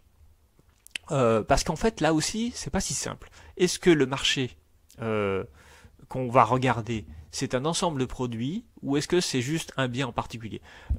Oui, je dis, par exemple, les biens de loisirs, ils sont plus élastiques que les biens indispensables. Mais c'est quoi les biens de loisirs? Jusqu'où on étend les biens de loisirs? Est-ce qu'on prend, par exemple, tous les voyages, ou est-ce qu'on prend simplement les voyages au Japon? Est-ce qu'on prend tous les restaurants, ou simplement les restaurants de luxe? Donc tout ça n'est pas simple. Et en fait, la manière dont on détermine la frontière du marché va changer un peu les définitions qu'on peut avoir d'élasticité. Prenons un exemple. Je vous ai dit tout à l'heure, les biens indispensables, c'est tout ce qui est alimentaire. Oui, mais tout ce qui est alimentaire en général est indispensable. Mais par exemple, ces pommes-là en particulier, individuellement, je veux dire, elles ne sont pas forcément indispensables. On peut acheter d'autres types de pommes, ou acheter des poires, ou acheter d'autres sortes de desserts. Donc tout le problème est savoir qu'est-ce qu'on regarde. Par exemple, si je reprends l'exemple des pommes, il est clair que la hausse du prix d'une marque de pommes, ou enfin d'une espèce de pomme en particulier dans un magasin, ça sera en fait entraînera une baisse forte de consommation. C'est-à-dire qu'en gros, le prix de ces pommes-là est assez élastique, enfin il est assez élastique. On peut facilement renoncer à acheter ces pommes. Maintenant, si on augmente non pas un type de pomme en particulier, une espèce de pomme, mais tous les fruits et légumes. Alors là, ça va être difficile de se passer totalement de fruits et légumes en fait. Donc là, l'élasticité prix de l'ensemble des fruits et légumes va être plus faible. Et donc vous voyez, c'est paradoxal un peu ce que je suis en train de vous expliquer. C'est que le prix de chaque fruit, la consommation de chaque fruit est très élastique, très sensible au prix. C'est-à-dire que on va facilement pouvoir renoncer à l'achat d'un fruit en particulier si son prix augmente trop vite. Par contre, si on regarde l'ensemble des fruits, alors là, ça va devenir plus compliqué de renoncer à l'ensemble des fruits. Évidemment, si j'étends ça encore à tous les produits alimentaires, c'est le même problème.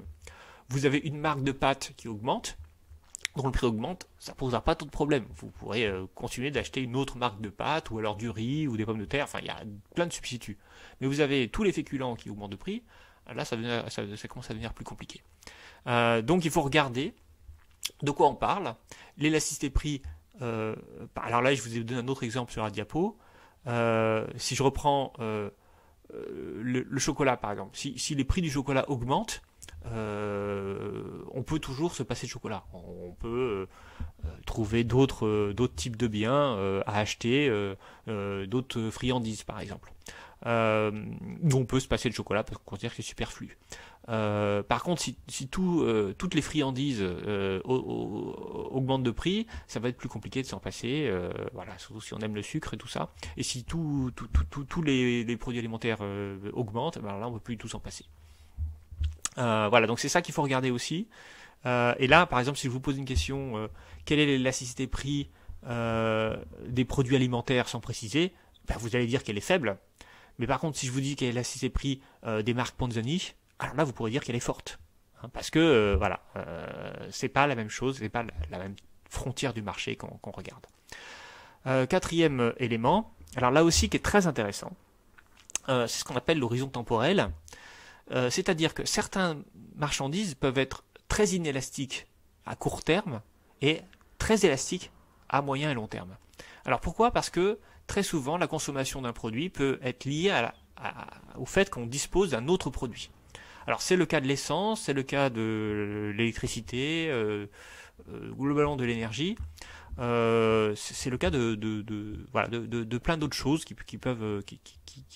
qu'on peut trouver. Alors, tout à l'heure, je vous disais, l'essence est un produit assez élastique, assez peu élastique, pardon, excusez-moi, parce que on a toujours besoin d'essence. Donc, alors là aussi, intéressant, l'essence d'un d'un commerce en particulier peut être très élastique. C'est-à-dire que si Carrefour ils augmentent leur prix de l'essence de 3 centimes, peut-être qu'ils n'auront plus aucun client et que tout le monde ira chez Leclerc. Donc là, on va avoir une élasticité forte du point de vue de Carrefour. Mais si l'ensemble de l'essence augmente, à la fois chez Leclerc, chez Carrefour et chez Total, etc., alors là, on sera conduit à devoir augmenter on sera conduit à continuer de payer davantage si les prix augmentent sans pouvoir supprimer sa consommation. Et maintenant, reprenons autre chose.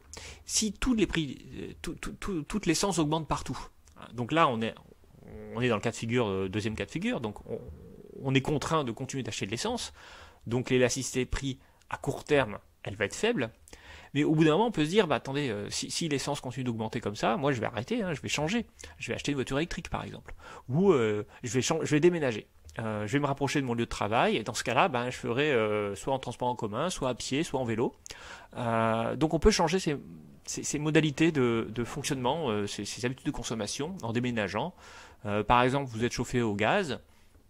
Si le prix du gaz augmente, vous pouvez passer à l'électrique. Si le prix de l'électricité augmente, vous pouvez changer votre isolation. Et dans ce cas-là, vous allez baisser vos consommations énergétiques. Donc, ce qu'on constate aussi, c'est que selon qu'on regarde à court terme ou à long terme, un bien pourra avoir une élasticité faible à court terme. On ne peut pas changer son mode de consommation maintenant, mais à long terme, on va pouvoir changer son mode de consommation. On va pouvoir passer au véhicule électrique ou au vélo. Et dans ce cas-là, on sera sensible. Quand les prix de l'essence augmenteront, on va finir par abandonner la voiture. Alors ici, c'est marqué dans le diaporama. C'est la question de la complémentarité. À court terme, certains biens tels l'essence, la consommation d'électricité, etc. sont très inélastiques, car ils sont complémentaires d'autres types de biens, véhicules, systèmes de chauffage, etc. À long terme, on peut changer ces biens complémentaires, on peut modifier profondément sa structure de consommation, et donc renoncer à consommer des produits dont on considère qu'ils sont trop chers. Alors, deuxième élément qu'il faut voir, c'est l'élasticité revenu de la demande. Alors, cette fois-ci, oublions tout ce qu'on vient de dire, on va pas regarder comment la consommation varie en fonction des changements de prix, mais maintenant, on va chercher à regarder les variations de la consommation en fonction des changements des revenus. Alors ça aussi on peut regarder à l'échelle individuelle, mais aussi même à l'échelle collective. Que se passe-t-il si dans une économie, il y a une croissance économique, les revenus globalement augmentent, qu'est-ce qui va se passer? C'est ce qu'on a regardé tout à l'heure quand on a parlé de la propension marginale à consommer, la hausse des revenus, comment elle va se traduire en termes de hausse de consommation. Alors c'est ce qu'on appelle l'élasticité revenu, qui mesure la variation des revenus et la variation de la consommation de biens. Donc cette fois-ci, en fait c'est comme l'élasticité prix. Alors cette fois-ci, vous voyez, j'ai pas mis E tout court, j'ai mis E revenu, tout à l'heure je vous l'ai dit, on précise toujours quand on parle d'élasticité revenu. Donc c'est égal à la variation des quantités divisé par la variation des revenus. Alors, concrètement, ce bien, je vais l'augmenter de la consommation de 20% alors que j'ai une hausse de revenu de 10%, alors on va avoir une élasticité revenu de 2. Alors ici, très souvent, l'élasticité revenu, elle est positive. L'élasticité prix était négative parce qu'on avait des variations en sens inverse. Quand les prix augmentent, la consommation diminue. Cette fois-ci, on peut s'attendre à ce que globalement, les variations des prix sont... les variations des revenus entraînent une hausse de la consommation. Donc on va en général trouver une élasticité revenu qui est, elle, positive. Alors, il y a un statisticien allemand qui s'appelle Ernst Engel, qui, en étudiant la consommation ouvrière, qui a fait une grande étude, alors c'est au 19e siècle, ça s'appelle les lois d'Engel. Alors je vous invite à regarder dans Wikipédia si vous voulez savoir tout sur les lois d'Engel. Et Engel, donc c'est un statisticien allemand, qui a étudié la consommation des ouvriers et qui a remarqué justement, essayer de comprendre comment la consommation changeait à mesure que les revenus variaient et notamment quand on regarde comment les revenus augmentent. Vous êtes un ouvrier de base, et puis ensuite vous devenez ouvrier spécialisé, enfin qualifié, puis ensuite vous devenez un contremaître, voilà, vous progressez dans la hiérarchie de votre usine, eh bien ça va entraîner un changement dans vos habitudes de consommation. Et donc c'est intéressant de voir justement quels sont les changements. Alors Engel, il a remarqué que quand les revenus augmentent, eh bien on allait parfois se retrouver à des choses un peu particulières où la consommation de certains produits va baisser. Par exemple, la consommation de pain va baisser. Alors pourquoi la consommation de pain va baisser? Parce qu'on va varier son alimentation. Avant, on n'avait pas beaucoup de revenus, donc on consommait essentiellement du pain, enfin, et 2-3 trucs. Mais après, on commence à être plus riche, donc on va changer, on va moins consommer de pain, on va plus consommer d'autres produits plus intéressants, plus frais par exemple, qui coûtent plus cher, plus de viande par exemple, ou de poisson, ou des choses comme ça. Donc ça, c'est ce qu'il appelle les biens inférieurs. C'est les biens dont la consommation décroît lorsque les revenus augmentent. Et dans ce cas-là, on a un petit e qui est inférieur à 0. Alors, e revenu, élasticité revenu. Je n'ai pas marqué revenu parce que là, je ne peux pas, c'est petit. Donc là, l'élasticité revenu est négative. Dans ce cas-là, on est affaire à un bien inférieur. Ensuite, on a des biens neutres.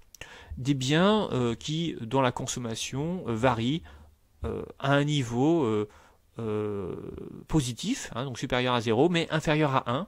Alors ça, c'est la consommation normale. La consommation normale, qui est entre 0 et 1, puisque, souvenez-vous, la propension moyenne à consommer, en général, est inférieure à 1. Donc là, quand on a des biens normaux, on va dire que l'élasticité revenu est égale à un chiffre compris entre 0 et 1. Enfin, on a les biens supérieurs. Alors ces biens supérieurs, eh bien, c'est intéressant, ce sont des biens dont la consommation croît plus vite que les revenus.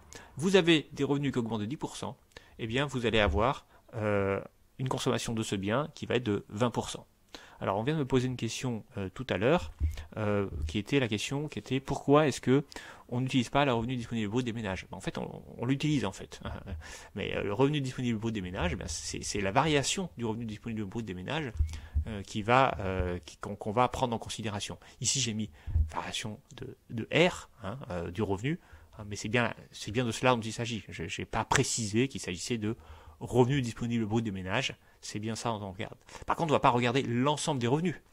Nous, ce qui nous intéresse, c'est comment la consommation change avec le changement de revenus. Donc c'est ça qu'on regarde, et qu'est-ce qui va changer dans les habitudes de consommation du ménage. Donc les biens supérieurs sont des biens qui croissent plus vite que les revenus, dont la consommation croît plus vite que les revenus. Donc on a une élasticité revenu supérieure à 1. Et concrètement, ça signifie que eh bien, ce sont des biens qui sont plus consommés par les riches.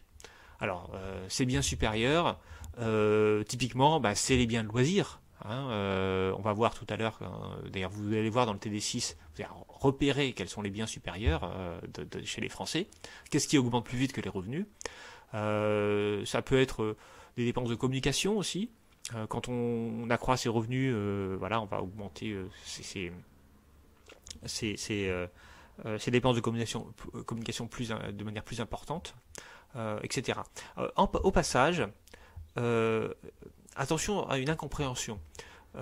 Plus on devient riche, plus la part des dépenses alimentaires diminue dans ses revenus.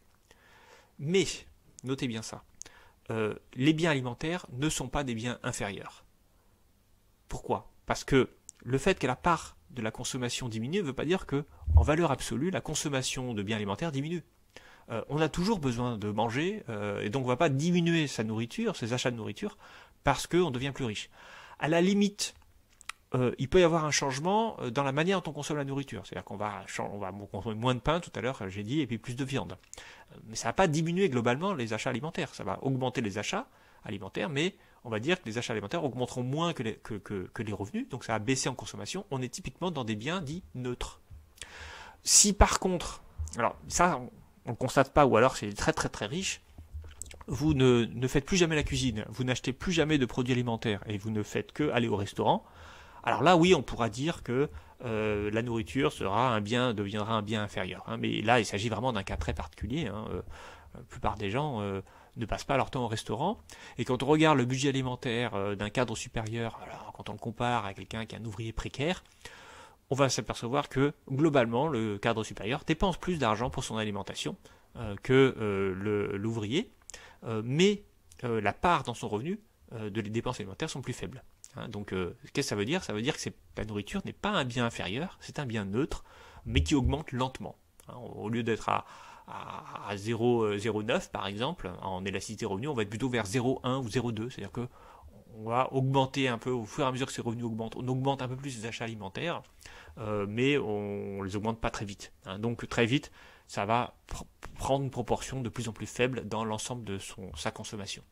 Hein, donc retenez bien ça, les biens alimentaires ne sont pas des biens inférieurs, hein, quand ils ont pris en général, ce sont plutôt des biens neutres, avec une élasticité revenu faible, hein, plus proche de 0 que de 1. Alors, voilà, c'est fini. Alors, je suis un peu surpris parce que j'ai réduit, je ne sais pas si vous avez remarqué, je ne vais pas jusqu'au bout des diapos, parce qu'après, dans la vidéo YouTube, il y aura un petit encart en bas, donc je vais laisser la place pour cet encart. Si vous avez des questions, voilà, n'hésitez pas, j'essaye de répondre aux questions quand je les vois, j'arrive à les lire quand elles apparaissent sur mon écran, c'est assez pratique. Maintenant,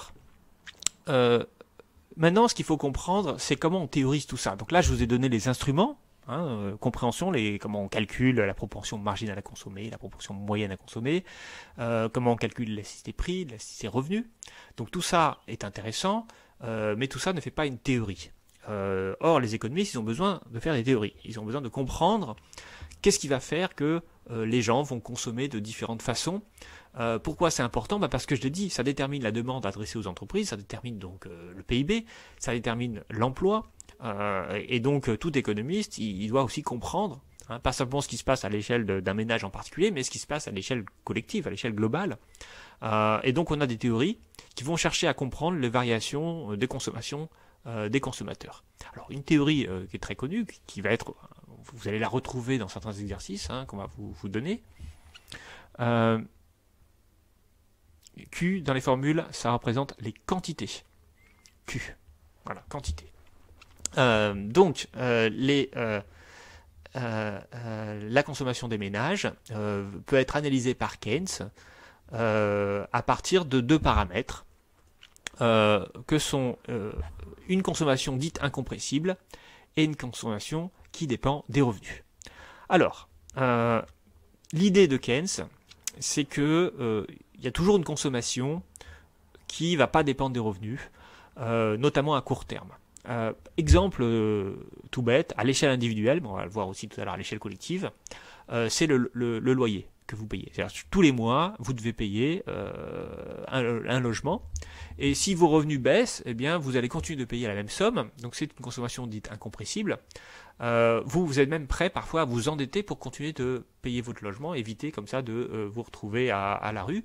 Donc c'est vraiment une consommation qui est insensible aux revenus. Et puis, on va me dire Keynes, c'est aussi une consommation qui est sensible aux variations de revenus. Et c'est ce qu'on appelle donc, c'est une consommation qui est... Alors j'ai mis ici consommation qui dépend des revenus, mais en fait ça serait plus juste de dire que c'est une consommation qui dépend des variations des revenus. Alors, on va l'appeler comment? On va l'appeler petit c, proportion marginale à consommer, multiplié par Y, qui est ici le revenu. Alors, j'ai pas mis R, j'ai mis Y, parce qu'en fait, ce qui va nous intéresser chez Keynes, c'est l'analyse à l'échelle de l'ensemble de la société, c'est-à-dire à l'ensemble des revenus. Et l'ensemble des revenus des ménages, qu'est-ce que c'est? C'est le PIB. Donc c'est grand Y. Donc on va regarder ce qui se passe dans l'ensemble des ménages. Une consommation incompressible, donc on appelle C0, qui donc ne dépend pas des revenus, ou de leur variation, et puis une consommation qui dépend de la variation des revenus, qui est la multiplication entre la proportion moyenne marginale à consommer, et grand Y. Tout ça va nous donner une consommation moyenne, qui est l'addition des deux, une dépense de consommation, C0, plus petit c, Y, proportion marginale à consommer, fois Y. Okay, alors ensuite, si on veut calculer la proportion moyenne à consommer, on va prendre C, et puis on va diviser par RDB, revenu disponible brut. ou grand Y ici, parce qu'en fait, dans cette équation, Y c'est le RDB, c'est le revenu disponible brut. Là aussi, on simplifie un peu les choses. Alors, c'est la proportion marginale à consommer. Alors en moyenne, elle est de combien? Tout à l'heure, on a vu des petits c à moins 15 ou à plus de 1, etc. Mais ça, c'est des cas particuliers.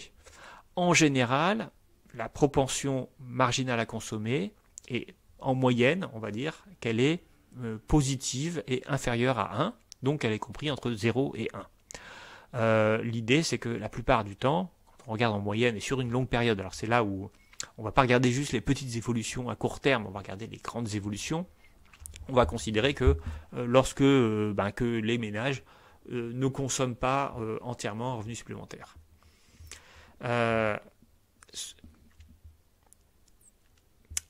Si on veut calculer grand C ici, alors là je vous fais appel à vos cours de 3e normalement. Donc vous reprenez ici la formule C, grand C, égale C0 plus CY. On a en fait ici, si on veut tracer sur la droite qui correspond à ça, c'est ce qu'on appelle une courbe affine. C'est une variation des... oui, toutes ces formules sont à connaître. C'est une variation de C avec quelque chose qui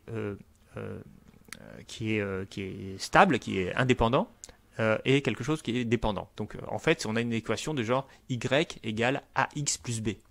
Souvenez-vous de cours de 3e. C'est facile. Y égale ax plus b, c'est une fonction affine, et en fait, ça se traduit par une droite. D'accord. Donc en fait, on va tracer une droite qui correspond à C. On va le faire tout à l'heure. Alors, j'ai eu deux questions. C0, ça correspond à quoi? J'ai dit à consommation incompressible qui ne dépend pas des revenus. Et est-ce que ces formules sont à savoir? Oui, ces formules sont à savoir, et il va falloir rentrer un peu dans la technique, il va falloir travailler. Tout ça, ça veut dire qu'il faut apprendre, bien sûr, et ensuite vous allez faire des exercices de TD qui vont vous permettre d'apprendre aussi, parce qu'on apprend beaucoup mieux en faisant des exercices. Donc voilà, donc petit c, qu'est-ce que c'est? C'est le coefficient directeur. Quand on a une fonction affine de type y égale ax plus b, petit c, ça correspond à a, et c'est le coefficient directeur, ça veut dire la pente de la droite. En gros, quand petit c si petit c est égal à 0, on va avoir une droite qui sera horizontale. Quand petit c est grand, on va augmenter. On va avoir une pente plus importante. Si petit c est égal à 1, c'est un peu un cas limite, alors la pente, elle sera égale à 45 degrés. Mais en général, comme j'ai dit, petit c est inférieur à 1, donc la pente, elle est inférieure à 45 degrés. Bon. Alors, j'ai vu qu'on m'a posé une autre question. Alors, comme elle a disparu, je vais la lire. La consommation incompressible, c'est la consommation qui est sensible au revenu, qui est insensible au revenu. Par exemple, le loyer. Oui, voilà, c'est ça. Ah oui, non, mais si vous répondez à la place, c'est très bien. C'est ça. Alors, on va reprendre et essayer de représenter tout ça graphiquement. Parce que c'est ça l'apport de Keynes, en fait. C'est un graphique qui permet de comprendre des choses. D'abord, un repère ici avec en ordonnée C, donc le volume de consommation, et en abscisse Y, donc les revenus qui ici correspondent à l'ensemble du PIB, puisque le PIB, grand Y, c'est égal au revenu. Alors, premièrement, on va commencer par tracer une droite. Alors, c'est une droite virtuelle, en fait, qui va me permettre de réfléchir. C'est la droite, pourquoi je dis virtuelle? Parce que c'est qu'est-ce qui se passerait si tous les revenus étaient consommés, si C était égal à Y. Alors, si tous les revenus sont consommés, le volume de consommation est égal à l'ensemble des revenus. D'accord? Donc, on a ici une droite, qui a une pente de 45 degrés, C égale petit c égale 1. Et ici, on n'a pas de C0. Voilà, c'est la droite théorique si tout le monde consommait tous les revenus dont il disposait. Mais ça, c'est pas ce qui se passe en pratique. En pratique, on a une autre droite qui est celle que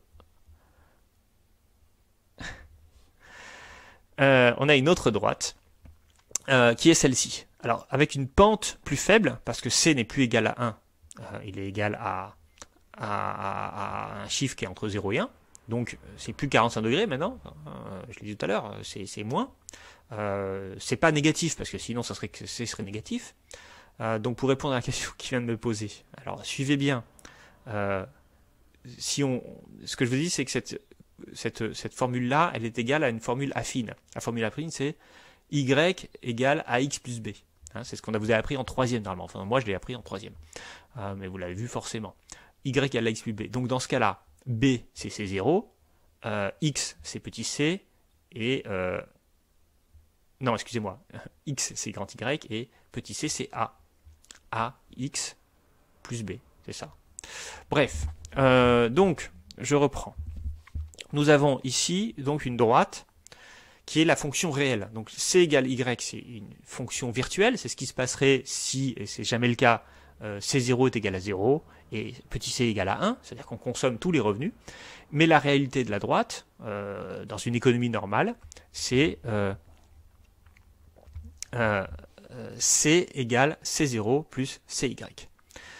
Alors, ce qui m'intéresse ici, c'est de voir que cette droite-là, elle détermine donc le niveau de consommation de l'ensemble des ménages par rapport au niveau de revenus.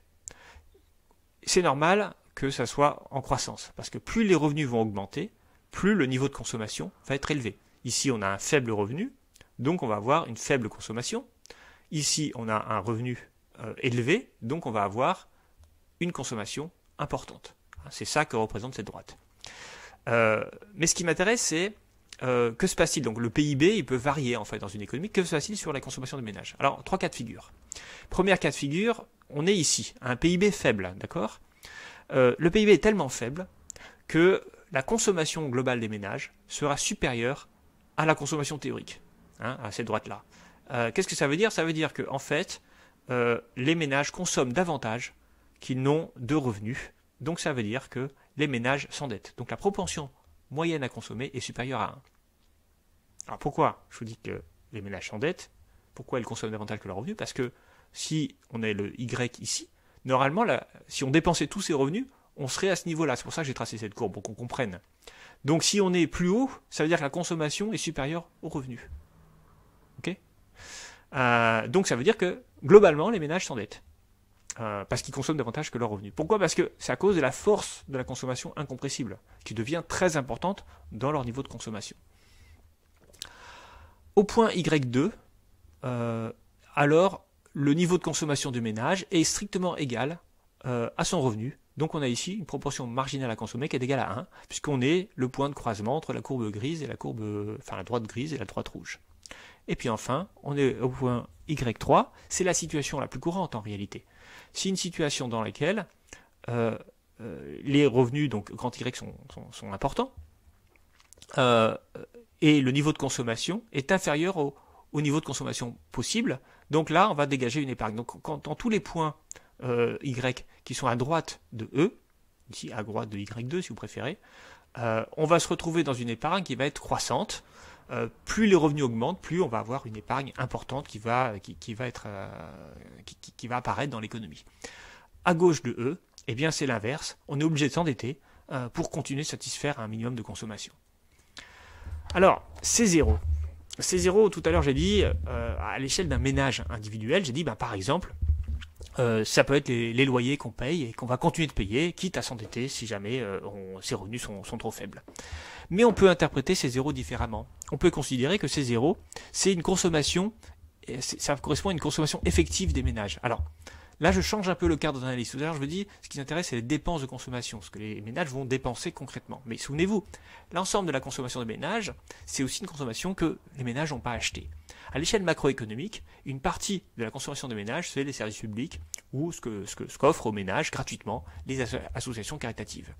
Et dans ce cas-là, eh bien, on va se retrouver avec un C0 qui pourrait tout à fait être interprété comme une consommation non marchande.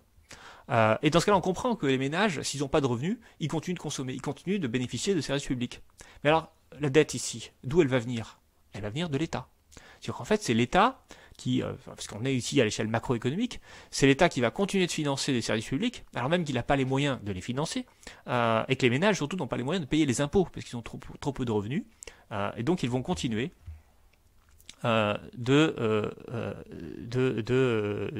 ménages vont continuer de consommer ces services publics, parce que justement, ces services publics sont gratuits. Voilà, donc on a ici une manière de comprendre l'évolution de la consommation des ménages. Ce qu'il faut comprendre, c'est que le niveau d'épargne ou le niveau d'endettement va être en quelque sorte ce qui va ajuster la consommation des ménages, et avec une logique qui est derrière la logique de Keynes, et qui est une logique extrêmement importante sur laquelle je vais revenir tout à l'heure, qui est que lorsque les revenus croissent, la consommation croît elle aussi, mais moins vite que les revenus. Ce qui veut dire que globalement, l'épargne va augmenter beaucoup. Quand au contraire les revenus baissent, en période de crise économique en particulier, eh bien l'épargne va disparaître, et même on peut se retrouver avec un endettement qui apparaît dans l'économie. C'est ce qu'on constate quand on voit qu'à chaque crise économique, tout d'un coup la dette globale, la dette de l'État en particulier augmente. Parce que l'État va financer une partie de la consommation des ménages, notamment tout celle qui n'est pas dépendante des revenus. Une autre manière d'interpréter cette courbe, c'est de ne pas regarder l'ensemble de l'économie, mais de considérer les agents globaux de l'économie. Et que constate-t-on? On constate que les riches ont tendance à davantage épargner que les pauvres. Alors ça, il y a de très nombreuses études statistiques qui le démontrent. Plus les revenus croissent dans l'échelle des revenus, les gens qui ont le plus de revenus sont aussi ceux qui peuvent dégager le plus d'épargne. Pourquoi? Parce que eux, leur consommation incompressible, en fait, elle augmente, bien sûr. On va avoir des loyers plus importants, on va avoir plus de consommation incompressible, mais on aura plus de marge pour augmenter ensuite la consommation. Et ces marges ne vont pas toutes être utilisées, et donc on va davantage épargner. Par contre, quand on est pauvre, eh bien très souvent, on n'a pas possibilité d'épargner. Parfois même on peut s'endetter. Et donc on va être plutôt dans la partie gauche, du graphique. C'est-à-dire qu'on va vérifier que globalement, la proportion marginale à consommer va augmenter jusqu'à, quand on est vraiment dans une situation extrêmement précaire, devoir s'endetter. Alors attention, l'endettement, concrètement, quand on est pauvre, on a aussi du mal à s'endetter, donc très vite ce qui va se passer, c'est qu'on va se retrouver avec une proportion moyenne à consommer qui va être quasiment égale à zéro. C'est ce qui fait dire à Keynes et à beaucoup d'économistes, parce qu'il s'est avéré que c'est vrai, que les pauvres consomment davantage en proportion de leurs revenus que les riches. Alors, comment une personne peut épargner et s'endetter? Je vais lire la question parce que c'est pas clair. Comment une personne peut épargner et s'endetter dans un même mois? Elle ne peut pas. C'est soit l'un, soit l'autre. Soit elle est riche, elle épargne, soit elle est pauvre et elle s'endette. Ou en tout cas, elle épargne moins, elle consomme davantage. C'est ça que je voulais montrer. Alors donc en fait, ce schéma, il peut s'appliquer à la fois à l'ensemble de l'économie, quand on regarde la variation du PIB, donc de l'ensemble des revenus, et aux ménages en particulier. Donc, c'est ça que je voulais dire pour terminer et conclure l'analyse de Keynes. Pour Keynes, la propension moyenne à consommer varie en fonction des revenus. Lorsque les revenus sont faibles ou diminuent, les ménages ont tendance à diminuer moins fortement leur consommation. Souvenez-vous, on l'a vu en 2012. Je vous reprendrai le graphique de tout à l'heure. En 2012, que s'est-il passé? Les revenus ont très peu augmenté. Et la consommation de ménage, elle a plus augmenté. On s'est retrouvé avec une proportion marginale à consommer supérieure à 1. Que s'est-il passé? Un peu cette histoire-là. C'est-à-dire que crise inattendue et globalement hausse de la proportion moyenne à consommer. Parce que les gens, ils ont continué de consommer un peu au même rythme qu'auparavant. Autrement dit, on a aussi l'effet que les ménages avec les plus faibles revenus ont tendance à consommer une proportion plus faible de leurs revenus que les ménages avec avec des forts revenus. Ça aussi, ça va être intéressant pour comprendre, par exemple, l'intérêt qu'il peut y avoir à mener des politiques de redistribution. Alors, marquez-le parce que ça c'est important, c'est au cœur de l'analyse économique. Vous savez, en ce moment, on a une crise évidemment sanitaire et une crise économique effroyable. Beaucoup d'entreprises vont faire faillite. Et donc évidemment, l'État voit que les gens alors pour des raisons administratives, ils arrêtent de consommer. Ils vont plus faire de voyages, ils vont plus faire de resto, donc forcément la consommation des ménages baisse. Et qui dit consommation des ménages qui en baisse, dit aussi problème pour les entreprises derrière, y compris les entreprises qui peuvent continuer d'ouvrir. Donc, il est question, par exemple, d'augmenter le RSA. Alors j'en dis, mais pourquoi augmenter le RSA, quel est l'intérêt, etc. Ben, l'intérêt, c'est qu'en fait, quand on augmente les salaires, les revenus, pardon, c'est pas des salaires, les revenus des ménages pauvres, eh bien, ils vont consommer tous ces revenus. Alors, quand on augmente les revenus des ménages riches, par exemple avec le chômage partiel, des gens qui ont beaucoup d'argent, à qui on va devoir subsidier aux entreprises et continuer de leur verser leur salaire, mais en fait, eux, ils vont pas consommer l'essentiel de leurs revenus, parce que finalement, surtout en période de crise sanitaire, ils ont pas les moyens physiques d'acheter des choses qui correspondent à leurs habitudes de consommation. Donc il y a aussi une logique économique à redistribuer les richesses. Souvenez-vous ce grand R qu'on a vu dans le chapitre 3, le niveau de redistribution des richesses. Donner des allocations familiales, donner le RSA, voire la prime de rentrée scolaire, etc. Ça a un effet très direct sur l'économie, parce que c'est toujours dépensé. Alors que baisser les impôts des riches, par exemple, ça va pas beaucoup avoir un effet sur leur consommation, parce qu'ils ont tendance à plus s'épargner. Donc ça, cette idée-là, elle est très intéressante pour comprendre le sens de certaines politiques économiques.